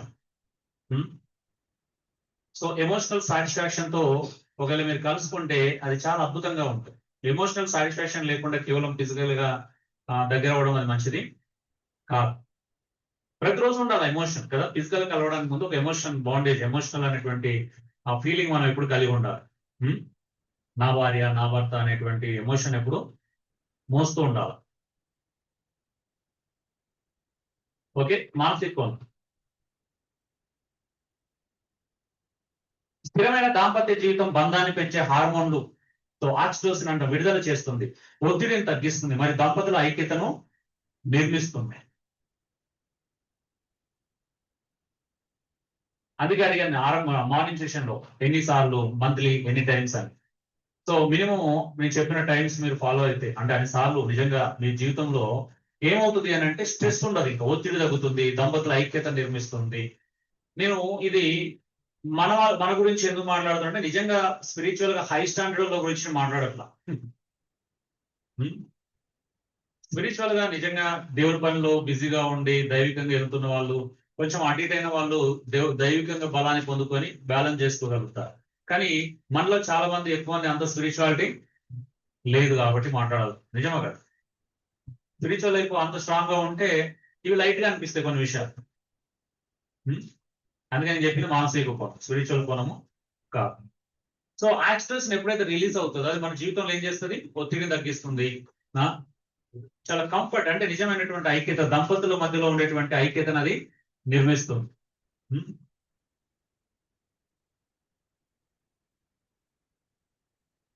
Financial management, finance management ఆర్థిక నిర్వహణ. ఖర్చులు, ఆదాయం, సేవింగ్స్, అప్పులు మొదలైన వాటిలో స్పష్టత కలిసి నిర్ణయాలు తీసుకోవడం. ఇగో మనకు ఈ నెల ఎంత ఖర్చు ఉంది, ఇగో ఈ నెల మన పిల్లలు చదువుకునే ఏజ్కి వచ్చారు కాబట్టి పిల్లల ఎడ్యుకేషన్ ఫీజుతో మన సంవత్సరంలో ఎంత కావాలి. అవునా? నెల నెల ఎంత కావాలి, సంవత్సరానికి పిల్లల కోసం ఎంత కావాలి. సో ఇది మేనేజ్ చేయాలంటే మనకి ఎంత సేవింగ్స్ పెట్టుకోవాలా, అప్పులు ఇవన్నీ కవర్ చేసుకోవాలంటే ఏం చేయాలి. సో కలిసి నిర్ణయం తీసుకొని మనం ఈ నెలలో ఒకవేళ అన్ఎక్స్పెక్టెడ్ గా ఏమైనా వస్తే వాటిని కొంచెం అవాయిడ్ చేసుకుందాం కదా. ప్రతి చిన్నదానికి మనం స్పందించకూడదు, ప్రతి చిన్నదానికి మనం ఎవరికి మాట ఇవ్వకూడదు, వస్తామని మాట ఇవ్వకూడదు. మనం కొంచెం ఈ విషయంలో కొద్దిగా ఒక 6 నెలల సంవత్సరం మనం సీరియస్ గా మనం ఫాలో అయ్యడం తీసుకోవాలి. నేను కూడా ఆర్థికంగా బాగా డౌన్ ఫాల్ ఉన్నప్పుడు నా భారతీయ చెప్తాను, నేను ఫంక్షన్ ఉంటే ఈ నెలలో మనం ఈ సంవత్సరంలో ఏ ఫంక్షన్ కూడా అటెండ్ కాకూడదని చెప్తాను. చెప్పి రెండోది మన మీదకి అది కాకూడదు కాబట్టి ప్రార్థన చేసుకుని ప్రభావ కరెక్ట్ అదే డేట్స్ లో నిజంగానే నాకు మీటింగ్ ఉండేలా చూడమని. ఆ టైంలో మీటింగ్స్ ఉన్నాయి అనుకో, అబద్ధం చెప్పాల్సిన అవసరం అంటే సెకండ్ రీజన్ ఉంది, రెండు రీజన్ చెప్తాను నేనైతే. నాకు మీటింగ్ ఉంది, ఒక మీటింగ్ లేకపోయినా వచ్చి ఉండేవాడిని కాకపోవచ్చు, కానీ ఇప్పుడు డీటెయిల్ గా చెప్పాల్సిన అవసరం లేదు. నాకు డబ్బులు లేవు అలా చెప్తే మర్యాదపూర్వకంగా ఉండదు, రెస్పెక్ట్ గా ఫీల్ గా. అవునా? అబద్ధం చెప్పొద్దు, అబద్ధం చెప్పాల్సిన అవసరం లేదు. అలాగని ప్రతిదీ అందరికీ అర్థం చేసుకునే అవసరం లేదు. కాబట్టి ప్రతి ఒక్కరికి మన పర్సనల్ విషయాలు చెప్పాల్సిన అవసరం కూడా లేదు. కాబట్టి మన రెస్పెక్ట్ మనం కాపాడుకుంటూనే ముందుకు సాగొచ్చు. మానసిక గుణం. స్పష్టమైన ఆర్థిక ప్రణాళిక వివాహంలో గొడవలు, అసంతృష్టి మరియు అధికార అసమతుల్యతాన్ని నివారిస్తుంది. చూడండి, మనందరూ తెలుసు భార్యాభర్తల మధ్యలో గొడవలు రావడానికి మరొక కోణం ఏంటి తెలుసా? ఆర్థిక పరమైన ఇష్యూ. నిజమా కదా? నిజం చెప్పండి, మీ గొడవలకు మీరు చాలా మంది గొడవలు పడడానికి ఆర్థిక సంబంధమైన సమస్యలు ఉన్నాయా లేదు? కారణం ఎక్కువ మంది ఉంటాయి. మిడిల్ క్లాస్ లో ఎక్కువ ప్రాబ్లం ఉంటుంది. అవునా? బిలో మిడిల్ క్లాస్ లో భార్యాభర్తల మధ్యలో గొడవలకి మిగతా ఎంత కారణం అయితే అన్నిటికంటే ఎక్కువ కారణం ఆర్థిక సంబంధమైన కారణాలు కూడా ఉంటాయి.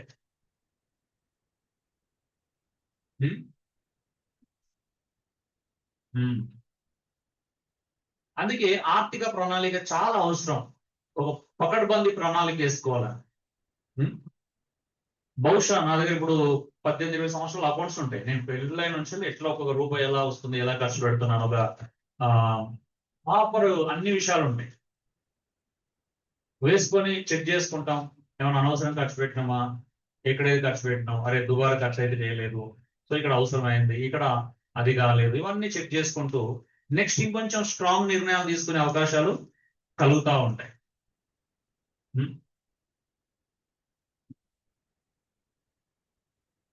ఓకే, ఫినాన్స్ మేనేజ్మెంట్ లో ఈ 4 బాక్సెస్ ఉన్నాయి కదా, ఈ మ్యాట్రిక్స్ ఒక ప్రశ్నపై ఆధారపడి ఉంటుంది. ఇది మీకు చివరి పేజీలలో ఉంటుంది. లాస్ట్ 2 పేజీలు ఉన్నాయి కదా మీ నోట్స్ లో, లాస్ట్ 2 పేజీలు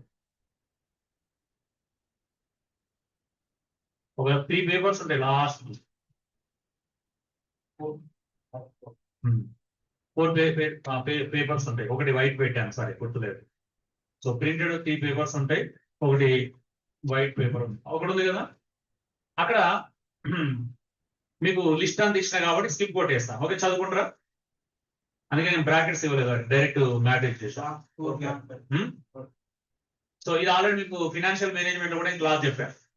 అర్జెంట్ అండ్ ఇంపార్టెంట్ ఈ విషయాలు మీకు చెప్పడం జరిగింది. ఓకే, సరే, టైం ఉంటే మళ్ళీ దీని దగ్గరికి వద్దాం అవసరం బట్టి. మన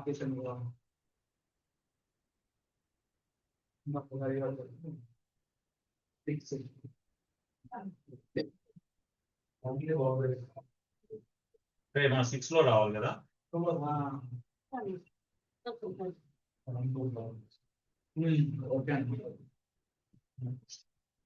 ఓకే, ఫ్యామిలీ బౌండరీస్, కుటుంబ సరిహద్దులు. అత్తమామలు, బంధువులు, మిత్రులతో అవసరమైన ఆరోగ్యకరమైన దూరం మరియు హద్దులు పెట్టుకోవడం. ఎంత ఉండాలో అంతే ఉండండి. బంధువుల్ని ఎవరిని పడతాలను ఇంట్లో తెచ్చిపెట్టుకోవడం సరైన పద్ధతి కాదు. ఇది చాలా మందికి తెలియని విషయం. అర్థమవుతుందా? ఆతిథ్యం ఇవ్వడం వేరు, భార్యకు భర్తల మధ్యలో రిలేషన్షిప్ లో ఆటంకంగా ఉండే విధంగా ఇంట్లో తెచ్చిపెట్టుకోవడము వేరు. ఇల్లు పెద్దగా ఉంది, వాళ్ళ బాధ్యతలు వాళ్ళు సక్రమంగా నిర్వర్తించుకుంటారు అనేటువంటి రెస్పాన్సిబిలిటీ పర్సన్స్ ఉన్నప్పుడు అలా చేయడం తప్పేం కాదు. మనం ఆతిథ్యం ఇవ్వడం తప్పు కాదు. వాళ్ళకు టైం వరకు, అది కూడా ఒక టైం పెట్టుకొని ఈ టైం వరకు సెట్ అవుతారు అనుకున్నప్పుడు ఆతిథ్యము అంతవరకు ఇవ్వచ్చు. కానీ ఎవరికైనా ఆతిథ్యం ఇస్తే భార్య భర్తల మధ్యలో ఏం కాకూడదు, గ్యాప్ రాకూడదు. కొంతమంది భార్య ఏం చేస్తే, మా తమ్ముడు జాబ్ లేకుండా సిటీలో ఉండగా మా ఇంట్లో పెట్టుకుని ఒక 6 నెలలు 3 నెలలు పెట్టుకుంటా ఉన్న కొద్దీ వాళ్ళ మధ్య కూడా సమస్యలు స్టార్ట్ అవుతాయి. నిజమా కదా? వాడు పనికి వచ్చాడు అంటే పర్లేదు, కానీ పరిమాణుడు అయితే ఖచ్చితంగా గొడవలు వస్తాయి. అవునా? ఖాళీగా ఉండి గాలి ఎదుగుతున్నాడు అంటే ఖచ్చితంగా ప్రాబ్లమ్స్ పెరుగుతాయి. కొన్నిసార్లు బంధువులు ఎవరన్నా అస్వస్థగా ఉంటారు, మన ఇంట్లో 6 నెలలు, 1 నెల 15 రోజులు ఉండడానికి వస్తారు. అప్పుడు వాళ్ళకు భార్య చేయగలిగినటువంటి సామర్థ్యం ఉందా లేదో కూడా చూసుకోవాలి. అలా చేయాలన్నప్పుడు ఖచ్చితంగా భర్త సొంత నిర్ణయం తీసుకోకూడదు. భార్య పర్మిషన్, మరి ఇలా ఉన్నారు ఒక 15 రోజులు మా ఇంట్లో ఉంటారంట, వాళ్ళు చేసి పెట్టగలుగుతావా, చూసుకోగలుగుతావా, చేయాలి కదా ఇవన్నీ, అవునా కదా. అమ్మా నాన్నంటే మ్యాండేటరీ, కానీ అందరూ మ్యాండేటరీ కాదు, అవునా. మన అమ్మా నాన్నంటే ఒక బాధ్యత ఉంటుంది, కానీ అందరికీ ఈ బాధ్యత ఉండదు, అవునా కదా. కాబట్టి అందరిని అలా మనం వాళ్ళ నెత్తి మీద అదనపు భారాన్ని మోపుతున్నామా, వాళ్ళు కూడా ఒక అలసిపోతారు, ఫిజికల్ గా అలసిపోతారు. ఉం? ఉం?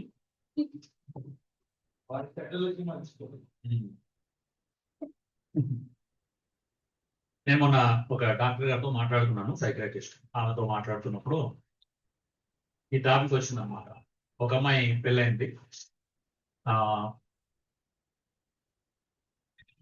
సో నేను ముందు పాయింట్ లో మాట్లాడి ఇక్కడ మాట్లాడుతున్నాను అంతే, ఓకే. అవుట్ ఆఫ్ కాంటెక్స్ట్ కాదు, వేరే పాయింట్ లో మాట్లాడి ఇక్కడ మాట్లాడుతున్నాను, గుర్తొచ్చింది. ఆమె ఫిజికల్ గా వీక్, 45 కేజెస్ ఉంటుంది అమ్మాయి. 45 కేజెస్, పెళ్ళైన 1 year లోపునే డెలివరీ అయింది, ప్రెగ్నెంట్ అయింది. సో పాప బాబు కొట్టాడు. మళ్ళీ 1 year లోపునే మళ్ళీ కన్సీవ్ అయింది, మళ్ళీ ఒక పాప. ఇలా పెళ్ళైన దినం మొదలుకొని ఏమవుతుంది అని అంటే, ఇలా అవడం వలన వీళ్ళకి ఏమైంది అంటే ఫిజికల్ గ్యాప్ పెరగడం స్టార్ట్ అయింది. ఫిజికల్ గ్యాప్ పెరగడం, దానివల్ల వాళ్ళిద్దరి మధ్యలో గొడవలు, భయంకరమైన గొడవలు. అది నేను ఫస్ట్ డేనే పసిగట్టాను. యాక్చువల్లీ పసిగట్టి నేను ఒక సైకియాట్రిస్ట్ దగ్గరికి తీసుకెళ్ళాను. ఇది మా కౌన్సిలింగ్ తో సెట్ అయ్యేటట్టుగా లేదు, ఖచ్చితంగా మెడిసిన్ వాడితేనే సెట్ అవుతుంది అర్థం చేసుకొని నేను తీసుకెళ్ళాను. ఆమె వాళ్ళందరూ వాళ్ళు పంపించి నా మీ ఇద్దరు మాట్లాడుకుంటాం ఎందుకు ఆ ప్రాబ్లం వచ్చింది. ఒక అమ్మాయి 45 కేజీలు ఉండి కంటిన్యూగా ఇద్దరు పిల్లలకి అంటున్నప్పుడు ఆమె మీద ఫిజికల్ గా ఎంత స్ట్రెస్ పడి ఉంటుంది, మెంటల్ ఎంత స్ట్రెస్ అవుతుంది. ఈ స్ట్రెస్ ను ఒక పురుషుడు అర్థం చేసుకోకుండా తను ఏదో వీరుడు అన్నట్టు అనిపించుకోవడానికి అనవసరమైన ప్రయోగాలు చేయడం, అనవసరంగా బాధించడం, ఆ విషయంలో నాకు సహకరిస్తలేదని ఇంకా కొట్టడం. అసలే బలహీనరాలంటే కొడితే ఎలా ఉంటుందో చెప్పండి. ఇంకా ఆమె మాట్లాడుతూ ఇవన్నీ మాట్లాడుకున్నప్పుడు ఆమె క్లియర్ చెప్పింది. సో ఆమె కండిషన్ అది, ఆమె తర్వాత ఆమె తెలుసుకొని సీరియస్ అయిపోయింది. ఫస్ట్ ఆమె వెయిట్ కనీసం నెక్స్ట్ మంత్ వరకు 2 కిలోలు 3 కిలోలు పెరిగిన తర్వాత నాకు తీసుకొని రాను. సో ఆమె బ్లడ్ ఎలా ఉంది, ప్రాబ్లం ఎక్కడెక్కడ ఉంది, అరే నువ్వు అందుకే అంటున్నాను, ఒక వ్యక్తి యొక్క శారీరక స్థితిని, మానసిక స్థితిని అర్థం చేసుకోకుండా ఇన్వాల్వ్ అవడం అనేది చాలా ప్రమాదకరమైన విషయం. సో అందుకే మీ భార్య ఎట్లా ఉంది, మీ భార్యకు ఫిజికల్ స్టామినా ఎంత ఉంది, ఆమె ఎంతమందికి వండి పెట్టగలుగుతుంది, ఆమె కెపాసిటీ ఏంటి, ఇవన్నీ చూసుకోవాలి ఏమైనా చేయడానికి, అవునా కదా. 2 ఉన్నాయి విషయాలు. ఒకటి, పరిచర్యలు ఉన్న వారికి అంటే ఖచ్చితంగా ఆతిథ్యం ఇవ్వడం తప్పదు, అవునా, మ్యాండేట్. పరిచర్యలు ఏవైతే పాస్టర్లుగా ఉన్నప్పుడు ఖచ్చితంగా భార్యకు కష్టమైన నష్టమైన కొంచెం కోఆపరేట్ చేయడం మ్యాండేటరీ అవుతుంది. ఇది గుర్తుపెట్టుకోండి. పరిచయం లేని వాళ్ళకి ఇదంతా మ్యాండేటరీ కాదు. కానీ పరిచయంలో ఒకవేళ మీ భర్త మాస్టర్ ఉన్నాడు, పరిచయంలో ఉన్నాడు, సంఘం నడిపిస్తున్నాడు అని అంటే అన్ఎక్స్పెక్టెడ్ ప్రాబ్లమ్స్ వస్తాయి. అన్ఎక్స్పెక్టెడ్ ప్రాబ్లమ్స్ ఉన్న వాళ్ళు మనల్ని విజిట్ చేస్తారు, కాబట్టి వాళ్ళు సర్వ్ చేయడానికి ఎప్పటికీ సిద్ధంగా ఉండాలి. అది ప్రాబ్లం, అది అలా సిద్ధంగా లేకపోతే ప్రాబ్లం అవుతుంది. అక్కడ సిద్ధంగా ఉండాలి ఖచ్చితంగా. అలా అని చెప్పేసి సిద్ధంగా ఉంటారని చెప్పేసి పురుషుడు కూడా ఇక దాన్ని అడ్వాంటేజ్ తీసుకొని ఎప్పుడు ఎవరు వస్తున్నారు ఇన్ఫర్మేషన్ ఇవ్వకుండా సడన్ సర్ప్రైజ్ ఇచ్చినాను, అది కూడా ప్రాబ్లం. ఇదొక ఎస్టిమేట్. ఎందుకంటే రాగానే 5 నిమిషాలు ఎవరు కుకింగ్ చేసి పెట్టారు, అవునా. ఇప్పుడు నా దగ్గరికి వస్తే ఏం చేస్తే తెలుసా, నాకు ఏం ఒత్తిడి ఇవ్వను, అవసరం అంటే నేను ఆన్లైన్ చూసుకొని బుక్ చేసేస్తాను, తర్వాత అట్లా చేయాలి, అవునా. ఏదో రకంగా మనం సమస్యలను పరిష్కరించుకోలేదు. ఇప్పుడు అండుతావా 5 నిమిషాల్లో అన్ని రెడీ చేస్తావా లేదంటే కుదరదు, అవునా. సో అందుకే ఇది బ్యాలెన్స్డ్ గా మనం అర్థం చేసుకోవడానికి ప్రయత్నం చేయాలా. అందుకే అత్తమ్మలు కావచ్చు, బంధువులు, మిత్రులు, ఇలా అవసరమైనటువంటి ఆరోగ్యకరమైన దూరం మరియు హద్దులు పెట్టుకోవడం మంచిది. అమ్మా ఈరోజు మీరు వస్తారన్నా మాకు బాగాలేదు, మేము ఇంట్లో ఉండట్లేదు. సో కొన్ని చెప్పాలి హద్దులు. నేను ఈ మధ్యలో నేర్పిస్తున్నాను ఎక్కువగా. ఒకప్పుడు నాకు కూడా ఈ బౌండరీస్ లేకుండే. రండి అర్ధరాత్రి 12, 1, 2, 3 ఎవరు కూడా వచ్చినా డోర్స్ ఓపెన్ 24 hours. ఇప్పుడు కూడా ఓపెనే, బట్ ఎప్పుడైనా వస్తున్నాం అంటే కొంచెం ఎర్లీ రావడానికి ప్రయత్నం చేయండి, ఎందుకంటే నిద్ర డిస్టర్బెన్స్ అవుతుంది కదా. నిద్ర డిస్టర్బెన్స్ అవుతుంది, దాని ప్రభావం నా మీద 3 రోజులు ఉంటుంది. కొంతమందికి ఎక్కువ ఉంటుంది, కొంతమంది తక్కువ ఉండొచ్చు. అవునా? బాడీ అంతా వైబ్రేషన్కి వెళ్ళిపోతుంది. నడుస్తా ఉంటే తల షేక్ అవుతా ఉంటది, జిమ్ అంటది. అది అంటే ఇవన్నీ భరించాలి. అవునా? సాయం చేయడం తప్పు కాదు, కానీ మన కెపాసిటీ, మన ఇంట్లో ఉన్న వాళ్ళు ఎలా ఉన్నారు, మన ఆర్థిక వనరులు ఏ స్థాయిలో ఉన్నాయి, అవునా, ఇవన్నీ చెక్ చేసుకోవాలి. ఓకే. మానసిక కోణం. స్పష్టమైన హద్దులు జోక్యాన్ని, భావోద్వేగ మాయాజాలాన్ని నివారించడంలో సహాయపడతాయి మరియు దాంపత్య ఐక్యతను రక్షిస్తాయి. కొంతమందికి ప్రతి ఒక్కరు సలహాలు తీసుకుంటారు. మా అమ్మ ఇలా చెప్పింది, మా నాన్న ఇలా చెప్పాడు, మా అక్క ఇలా చెప్పింది, అన్ని రుద్దుకోండి ఒకరు.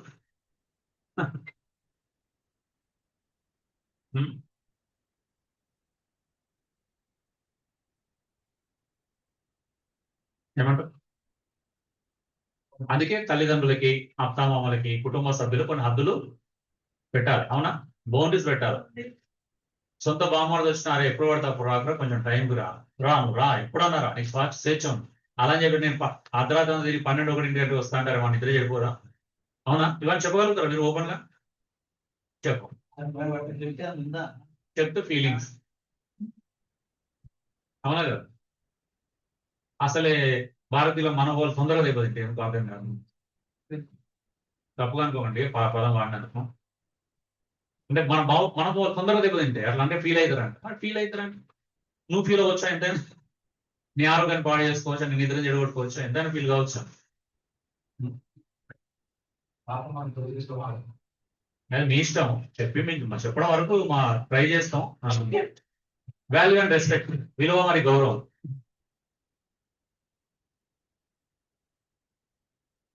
భాగస్వామి భావాలు, ఆలోచనలు, నిర్ణయాలు మరియు వ్యక్తిత్వాన్ని గౌరవించడం. ఇంతకుముందు చూసాం వాల్యూ అండ్ రెస్పెక్ట్. నీ భాగస్వామిని గౌరవించు, వాళ్ళ ఆలోచనలు గౌరవించు, వాళ్ళ నిర్ణయాలు గౌరవించు. కొన్నిసార్లు పురుషులకి ఏంటంటే పెద్ద నాకే అంత తెలుసు, నీకేం తెలుసు అనే భావజాలాన్ని వ్యక్తం చేస్తా ఉంటారు కదా. నిజమే, నీకు వాళ్ళకంటే ఒక విషయంలో కొన్ని విషయాల్లో 90% తెలిసి ఉండొచ్చు, కానీ వాళ్ళు 10% మంది కొన్ని విషయాలు నీకంటే ఎక్కువ జ్ఞానం ఉంటుంది. అవునా? ఉంటుందా? 100% ఉంటుంది. నేనైతే నమ్ముతాను. నీకు 90% కొన్ని ఏరియాలో ఉండొచ్చు, కానీ కొన్ని ఏరియాలో నీకు లేని జ్ఞానంలో వాళ్ళకి అందులో వాళ్ళకి 100% ఉంటుంది. నీకు 10% వాళ్ళకు 100% ఉంటుంది. మీకు ఒక లాజిక్ చెప్తాను ఇక్కడ. కొన్నిసార్లు మేధావితనం, తెలివి మనం అనుకుంటాం, కానీ కొన్నిసార్లు చిన్న చిన్న సలహాలు నా కుటుంబంలో పిల్లల దగ్గర ఉండి, భార్య దగ్గర ఉండే అద్భుతమైన సలహాలు వస్తాయి. ఒక కంపెనీ ఏం చేసిందనంటే ఒక కార్ ని మాడిఫై చేయడానికి పూనుకుంది అనమాట. అంటే టైర్లు పెద్దగా చూస్తే ఏమవుతుంది అని చెప్పేసి, దాని కెపాసిటీ ఎలా ఉంటుందో చెక్ చేద్దామని ఏం చేశారంటే లోపలికి, షటర్ లోపలికి, గ్యారేజ్ లోపలికి తీసుకొచ్చారు. టైర్ ఏం చేసారు అని అంటే దానికి మార్చారు, పెద్ద టైర్లు వేస్తారు అనమాట. బాడీని అది చేశారు, హైట్ పెంచారు, కొద్దిగా బాడీని హైట్ పెంచారు, అంతా ఓకే అయిపోయింది. ఏమైంది అంటే టెస్ట్ చేద్దామని బయటికి తీసుకొద్దామని షటర్ ఓపెన్ చేసి బయటికి తీసుకొస్తా అంటే ఒక ½ ఇంచ్ కంటే కొంచెం తక్కువ అడ్డం వస్తుంది. షటర్ దగ్గర పడట్లేదు బయటికి రావడానికి. వెహికల్ తర్జన అవుతుండ్రు. ఇప్పుడు ఎట్లా చేయాలా, ఏం చేయాలా, తప్పు అని చేసినాం, బయటకు తీసుకొచ్చి టైర్లు బయట ఫిట్ చేయాల్సింది, అలా ఇలా ఒక్కొక్కడు ఒక్కో సలహాలు, డిస్కషన్ జరుగుతా ఉంది. ఈలోపు అక్కడ వాచ్మెన్ అంటే టీ తీసుకోవడానికి ఒక టీలో వచ్చారని చెప్పడానికి వచ్చాడు. ఇలా తర్జన చూసి సార్ నేను నాకు వాడ చెప్తానంటే చిదరించుకున్నాను అనుకో, కోపగించుకున్నారు. నీకేం తెలుసు సార్, ఏదో ప్రాబ్లం ఉందంటే మా ప్రాబ్లం నీకేమర్థం, పెద్ద పెద్ద మేధావులు ఉన్నాం, ఇంజనీర్స్ ఉన్నాం, మాకే అర్థమైతే లేదు, నీకేం అర్థమవుతుంది పోరా అని చెప్పేసి ఆయన నాకు చేస్తున్నారు అనమాట. లేదు సార్ ఒక్క మాట వినండి అన్న బతుకులు ఆడుకుంటే, చెప్పు ఏం చేస్తాము ఇప్పుడు అన్న. సార్ దానికి ఏముంది సార్, టైర్లో కొంచెం గాలి తీసి బయటికి తీసుకొచ్చి గాలి పెట్టుకోండి వెళ్ళిపోతుంది అన్న. సో భార్యల దగ్గర కొన్నిసార్లు ఇలాంటి అద్భుతమైన జ్ఞానం ఉంటుంది. అందుకే రెస్పెక్ట్ చేయండి, ఎప్పుడప్పుడు సలహాలు ఇస్తే తీసుకోండి. అర్థమవుతుందా?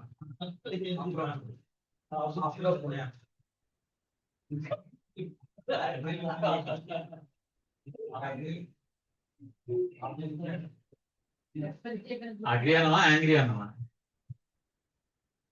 ఓకే. మానసిక కోణం.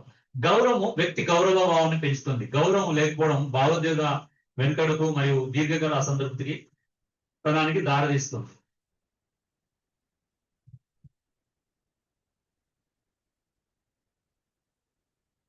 సో ఒకసారి ఏం జరిగింది అని అంటే మా ఇంటికి ఒకరు వచ్చారు. ఎవరు అంటే మా బాగా అంటే మా మమ్మీ తరపున రక్త సంబంధికులు ఓన్ కజిన్ అన్నమాట. వచ్చిండు వాళ్ళు, అప్పుడు తెలియదు అమ్మ పూర్తిగా తెలియదు. వాళ్ళు డోర్ దగ్గర బయట నిలబెట్టి మాట్లాడి పంపిస్తున్నారు బ్రేక్ఫాస్ట్ టైం. వెంటనే నాకు అప్పుడు వెంటనే స్ట్రైక్ అయిపోయి, అదేంటి మీ సొంత కజిన్ అలా బయట నేను నిలబెట్టి బయటకు పంపిస్తున్నాం, లోపలికి రమ్మను, టీ తాగమనవా, కనీసం బ్రేక్ఫాస్ట్ చేయమని చెప్పాలి కదా అని చెప్పేసి నేను అన్నాను. నిజంగా చెప్తున్నాను. అంటే అలా నేను మాట్లాడేసరికి నాకు వెళ్ళే తర్వాత ఎవరితో విన్నాను, ఆయన హృదయంలో నా స్థానం ఇట్లా పెరిగిందంట ఒకటేసారి.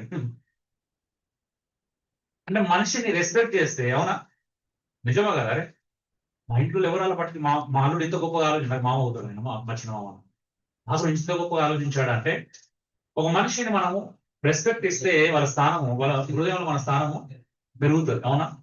మరి భార్య భర్తల మధ్య ఎలా పెరుగుతుంది అసలు గురించి?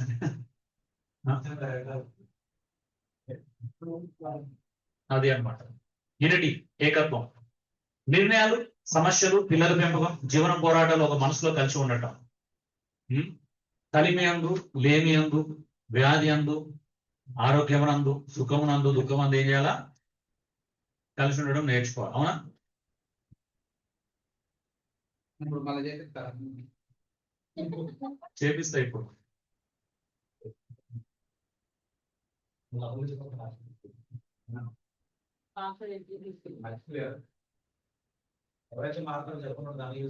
మానసిక కోణం, ఐక్యత విభేదాలను తగ్గిస్తుంది, జట్టుగా పనిచేయడాన్ని పెంచుతుంది, మరియు దాంపత్య భద్రత గుర్తింపును మేము వచ్చే సమస్య నుండి బలపరుస్తుంది.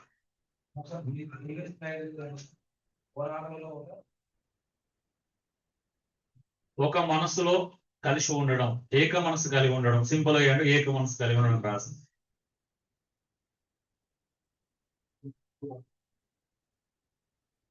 ఏక మనసు అక్కడ ఉందా దాని అర్థం చెప్తున్నా, ఏక మనసు కలిగి ఉండండి భావం చెప్తున్నా, అది రాసుకోండి. ఏక మనసు కలిగి ఉంది, అక్షరాలు ఎందుకు ఫాలో, భావం చెప్తున్నాను కదా. ఇంతకుముందే ఐకమత్య గురించి గొప్ప ఎగ్జాంపుల్ చూసినాం కదా, ఇటుకలు మోయడం గురించి. సో కాబట్టి కలిసి పని చేయండి, ఒకరికి పని చేయండి, మరొకరు పని చేయాలి. ఇద్దరు ఒకటే పని చేస్తే ఏమైతుంది? ప్రాబ్లం ఉంటుంది, అవునా? ఎవరి పనులు చేస్తే ఒత్తిడి తగ్గుతుంది, వాసన చెప్పాలంటే. ఒకరి పనులు ఒకరు సహకరించుకుంటే హెల్ప్ అవుతుంది.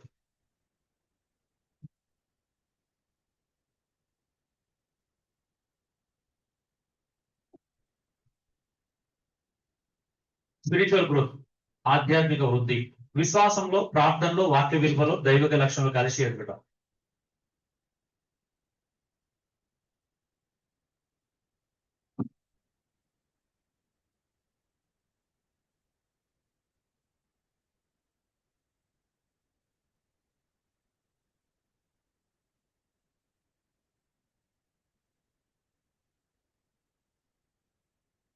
ఓకే, మానసిక కోణం, పంచుకున్న ఆధ్యాత్మిక జీవితానికి అర్థాన్ని, నిరీక్షణను, క్షమించే సామర్థ్యాన్ని మరియు దీర్ఘకాల స్థిరత్వాన్ని నిర్మిస్తుంది. ఆధ్యాత్మికత మనకి ఏం చేస్తుంది అంటే ఒక నిరీక్షణ వైపు నడిపిస్తుంది, అనవసరమైన ఫినాన్షియల్ సమస్యలను తగ్గిస్తుంది, అవునా? అంత మాత్రమే క్షమించే సామర్థ్యం, తప్పులను ఒకరినొకరు క్షమించుకునే సామర్థ్యాన్ని పెంపొందింపజేస్తుంది. నిజంగా ఆధ్యాత్మికలో ఎదుగుతున్నప్పుడు మనకు దేవుని వైపు నిరీక్షణ పెరుగుతూ ఈ లోకం పట్ల ఆసక్తి కూడా తగ్గుతుంది. మీకు తెలుసు కదా, జేమ్స్ 4:1 చూస్తాం కదా, అసలు పోరాటాలు, యుద్ధాలు దేని కలుగుతున్నాయంట? భోగేచ్ఛ నుండి. అంటే లోకము, ఒక మనిషి లోకం సంబంధంగా ఆలోచిస్తే కోరికలు ఎక్కువైంది, కోరిక ఎంత ఎక్కువైతే పోరాటాలు కూడా అంతే ఎక్కువ అవుతుంది. ఆ పోరాటాలు ఎవరి మధ్యలో ప్రదర్శించబడతాయి? భార్య భర్తల మధ్యలో అదవుతాయి, అవునా? అది ఎంత ఎక్కువ పెరిగితే అంత సమస్యలు. కానీ అందుకే ఆధ్యాత్మికత ఏం చేస్తా అంటే వీటన్నిటికీ చెక్ పెట్టేస్తే, ఒక ఆధ్యాత్మికంగా మనం స్ట్రాంగ్ అవ్వడానికి ప్రయత్నం చేస్తే ఏది ఎంత అవసరమో మనకు ఒక బ్యాలెన్స్ వస్తుంది. అది అవసరం లేదని చెప్పదు, కానీ ఎంత ఉండాలి అనేది ఖచ్చితంగా బ్యాలెన్స్ గా మనం నేర్చుకోవడానికి అవకాశాన్ని కల్పిస్తుంది. 10వ స్ట్రెస్ హ్యాండిలింగ్, ఒత్తిడి నిర్వహణ. జీవన ఒత్తిడిని కలిసి ప్రశాంతంగా, సహాయకంగా, చైతన్యంతో ఎదుర్కోవడం నేర్చుకోవాలి. ఒత్తిడి నిర్వహణ అనేది కలిస్తే ఒత్తిడి తగ్గుతుంది. ఎవరు ఒత్తిడి వాళ్ళు భరించే విధంగా విడిపోతే ఇంకా ప్రమాదం. అంటే మానసిక దూరం గురించి మాట్లాడుతున్నాం, మనం ఫిజికల్ డిటాచ్మెంట్ గురించి మాట్లాడట్లా. సో ఫిజికల్ గా మనము కలిసి ఉన్నా కూడా మానసికంగా దూరము మన యొక్క ఒత్తిడి పెంచుతుంది, అవునా? కాబట్టి స్ట్రెస్ మనం ఎలా హ్యాండిల్ చేస్తున్నాం, ఒక భయంకరమైన ఒత్తిడి వచ్చింది ఎలా హ్యాండిల్ చేస్తున్నాం అనేది కూడా చాలా ప్రధానమైనటువంటి విషయం. ఓకే, మానసిక కోణం, సైకలాజికల్ యాంగిల్. ఒత్తిడిని సమర్థవంతంగా నిర్వహించే దంపతులు భావోద్వేగ అలసటను నివారించి వివాహ జీవితంలో సహన శక్తిని పెంపొందింపజేస్తారు. ఒక టెన్షన్ వచ్చింది, ఒక సమస్య వచ్చిందని ఎలా అధిగమించగలుగుతాం? ఓకే, 1-2 minutes కొన్ని సెకండ్స్ ఒత్తిడి ఉండడం తప్పులేదు. అంటే దాన్ని ఎలా హ్యాండిల్ చేస్తున్నాం తర్వాత మనం తగ్గి దాన్ని అది చేస్తున్నామా అనేది చాలా ప్రధానమైనటువంటి విషయం. ఈరోజు నాకు కూడా హోటల్లో ఒత్తిడి గురయ్యాను, నేను వాస్తవం చెప్పాలంటే చాలా ఒత్తిడికి గురయ్యాను, టెన్షన్ గురయ్యాను. సో పిల్లలు పిలుచుకొని గట్టిగా అంటే ఒప్పలేదు కానీ గట్టిగా మాట్లాడాను. ఓ మాట ఇచ్చినావు కదా ఎందుకు ఇలా చేసావు అని అడిగి వాళ్ళు ఆలోచిస్తున్నాను. కంప్లీట్ అతని మీద అది చేయకుండా ఆలోచిస్తూ వెంటనే అక్కడ కాలైంది ఎక్కడ కాలైందో చూసుకొని త్వరగా కూర్చోబెట్టాలనేటువంటి నిర్ణయానికి వచ్చి ఆడ చైర్ల మీద కూర్చోబెట్టి ఇటు చైర్ కాలైంది ఇటు కూర్చోబెట్టి వెంటనే ఒక తొందరగా అవకాశం దొరికిందని దాన్ని సద్వినియోగం చేసుకుందాం ముందు అని చెప్పేసి వెంటనే పరిష్కార మార్గం వైపు వెళ్ళాం. కానీ వాళ్ళ మీద ఆధారపడితే ఏమవుతున్నప్పుడు మనకి ఒత్తిడి పెరుగుతుండే, కోపం పెరుగుతుండే, సమస్య ఇంకా జటిలం అవుతుండే, అవునా? సో అదే అనమాట. అప్పుడు అది ఒత్తిడి మనకి ఎందుకు ఒత్తిడి అంత ఒత్తిడి తీసుకోవాల్సింది ఏంటంటే మనం ఇది ఫ్యామిలీ ట్రిప్కి వెళ్తే ఒత్తిడి ఉండదు, సాయంత్రం అయినా సరదాగా ఉండేవాళ్ళం కదా. మనకు ఒక క్లాస్ ఉంది, దాన్ని ముగించుకోవాలి, అది టైంకి జరగాలి, అది టైం తింటేనే ఇక్కడ టైంకి రాగలుగుతాం. ఇన్ని ఉన్నాయి అందులో మనకి సమస్యలు. అందుకోసం కొంచెం ఒత్తిడిని తీసుకోవాల్సి వచ్చింది. బట్ ఆ ఒత్తిడిని ఆ టైంలో నిజంగా దేవుడు కృప చూపించి సావధానంగా దాన్ని అధిగమించి రావడానికి కృప చూపించాడు. సో అదే అనమాట. అదే కుటుంబంలో అయితే ఇంకెంత బాగుంటుంది. ఇదే ఒత్తిడిని కుటుంబంలో అధిగమించగలిగితే సమస్య మీద దృష్టి పెడితే ఆటోమేటిక్ ఒత్తిడి తగ్గిపోతుంది. సో ఈ మొత్తం 10 ప్రాంతాలు ఎలా కలిసి పనిచేస్తే చూద్దాం. సింపుల్ చెప్తున్నాను, ఇది ఒక్కటి మీకు అర్థమైతే ఇప్పుడు 10 పాయింట్లు అర్థమైనట్టే. కమ్యూనికేషన్ నమ్మకాన్ని బలపరుస్తుంది. ప్రాపర్ కమ్యూనికేషన్, సరిగా మాట్లాడుకోవడం, సరిగా మన భావాలని మన ఆలోచనలని భాగస్వామితో వ్యక్తం చేయడం వల్ల ఏమవుతుందంటే సంప్రదింపులు అనేవి స్ట్రాంగ్ అవుతాయి, కమ్యూనికేషన్ స్ట్రాంగ్ అవుతాయి. కొన్నిసార్లు మన ప్రవర్తన ఎలా ఉంటుంది అంటే మీ ఆయన అక్కడ ఉన్నాడంటే అవునా నాకు తెలియదు అని భార్య అన్నదండి ఎలా ఉంటుంది ఇప్పుడు? అరే నీ భార్య అక్కడ మార్కెట్ కనిపిస్తుంది అవునా ఎప్పుడు వెళ్ళింది అది తెలియదు అను అనుకో పొరపాటున, నిజంగా నీకు తెలియదు కానీ అక్కడ అంటే ఎలా ఉంటది బయట లోకోదు, అవునా? అంటే చూసిన భార్య అన్నది తెలియకుండా ఇక్కడికి వచ్చిందంట, ఇది ఎలా ఉంటది అది? కొన్నిసార్లు మనం కూడా ఇతరులు మన గురించి మన ఫ్యామిలీ గురించి చెడుగా మాట్లాడుకోవడానికి అవకాశం మనమే కల్పిస్తాం. అప్పుడు అలాంటి సందర్భం వచ్చినప్పుడు ఏం చేయాలా? జ్ఞానంతో అవునా తెలుసులే అని చెప్పి తెలిసినట్టుగా, మరి అంత బండగుద్ది చెప్పినా ఓకే ఇట్స్ ఓకే నాకు తెలుసులే అన్నట్టుగా ప్రవర్తించి సైలెంట్ గా వచ్చేయాలి, అవునా? ఇంటికి వచ్చినట్టు అడగాల, అవునా ఏమైంది అనేది. సో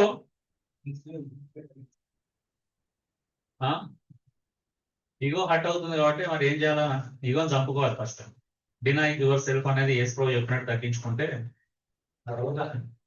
అందుకే కమ్యూనికేషన్, ఇక్కడ కమ్యూనికేషన్ లేకపోవడం వల్ల ఈ ప్రాబ్లం అంతా మళ్ళీ ఈ నమ్మకము ప్రశ్నించడము ఇదంతా దూరం ఎందుకు వచ్చింది? నమ్మకం చెప్పేపోతే ప్రాబ్లమే ఉంటుంది, అవునా?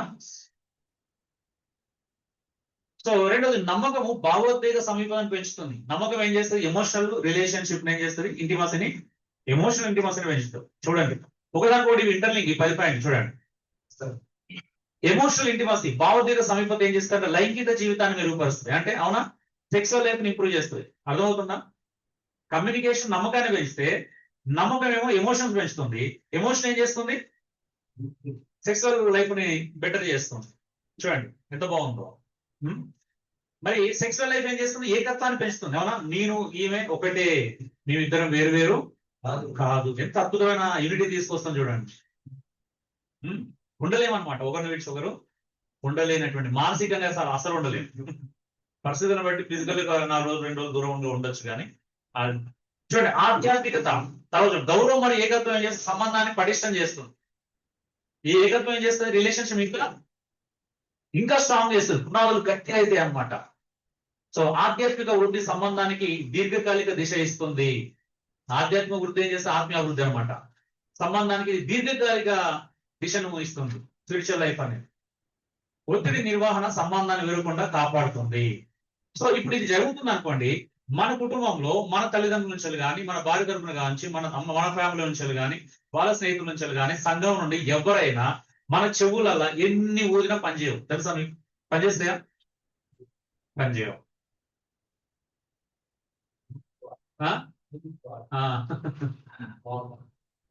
సో మీరు చూడండి, అప్పుడు సాతాను శోధించినట్టు అవునా నిజమా అనే మాటలు మన మీద ప్రభావితము చూపించు.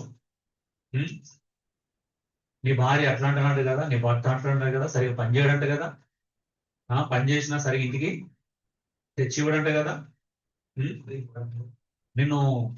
నీతో హార్ష్గా బిహేవ్ చేస్తాడంట కదా, నేను అనరాని మాటలు అంటాడంట కదా. అట్లనే భార్య మీద, భర్త మీద, భార్య మీద అవు నీ భార్య అలాంటిదంట కదా, నేను అసలు ఇంట్లో కేర్ చేయదంటే కదా, గౌరవించదంటే కదా, లెక్క చేయదంటే కదా, నీ మాటకి మాట సమాధానం చెప్తుందంటే కదా. ఇట్లా ఉంటాయి అన్నమాట. ఇవన్నీ మనల్ని ఏం చేస్తాయి?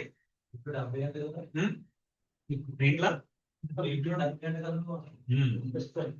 డమ్యాను, నిన్ను డమ్మి అంటే మేము డమ్మి అవుతాం.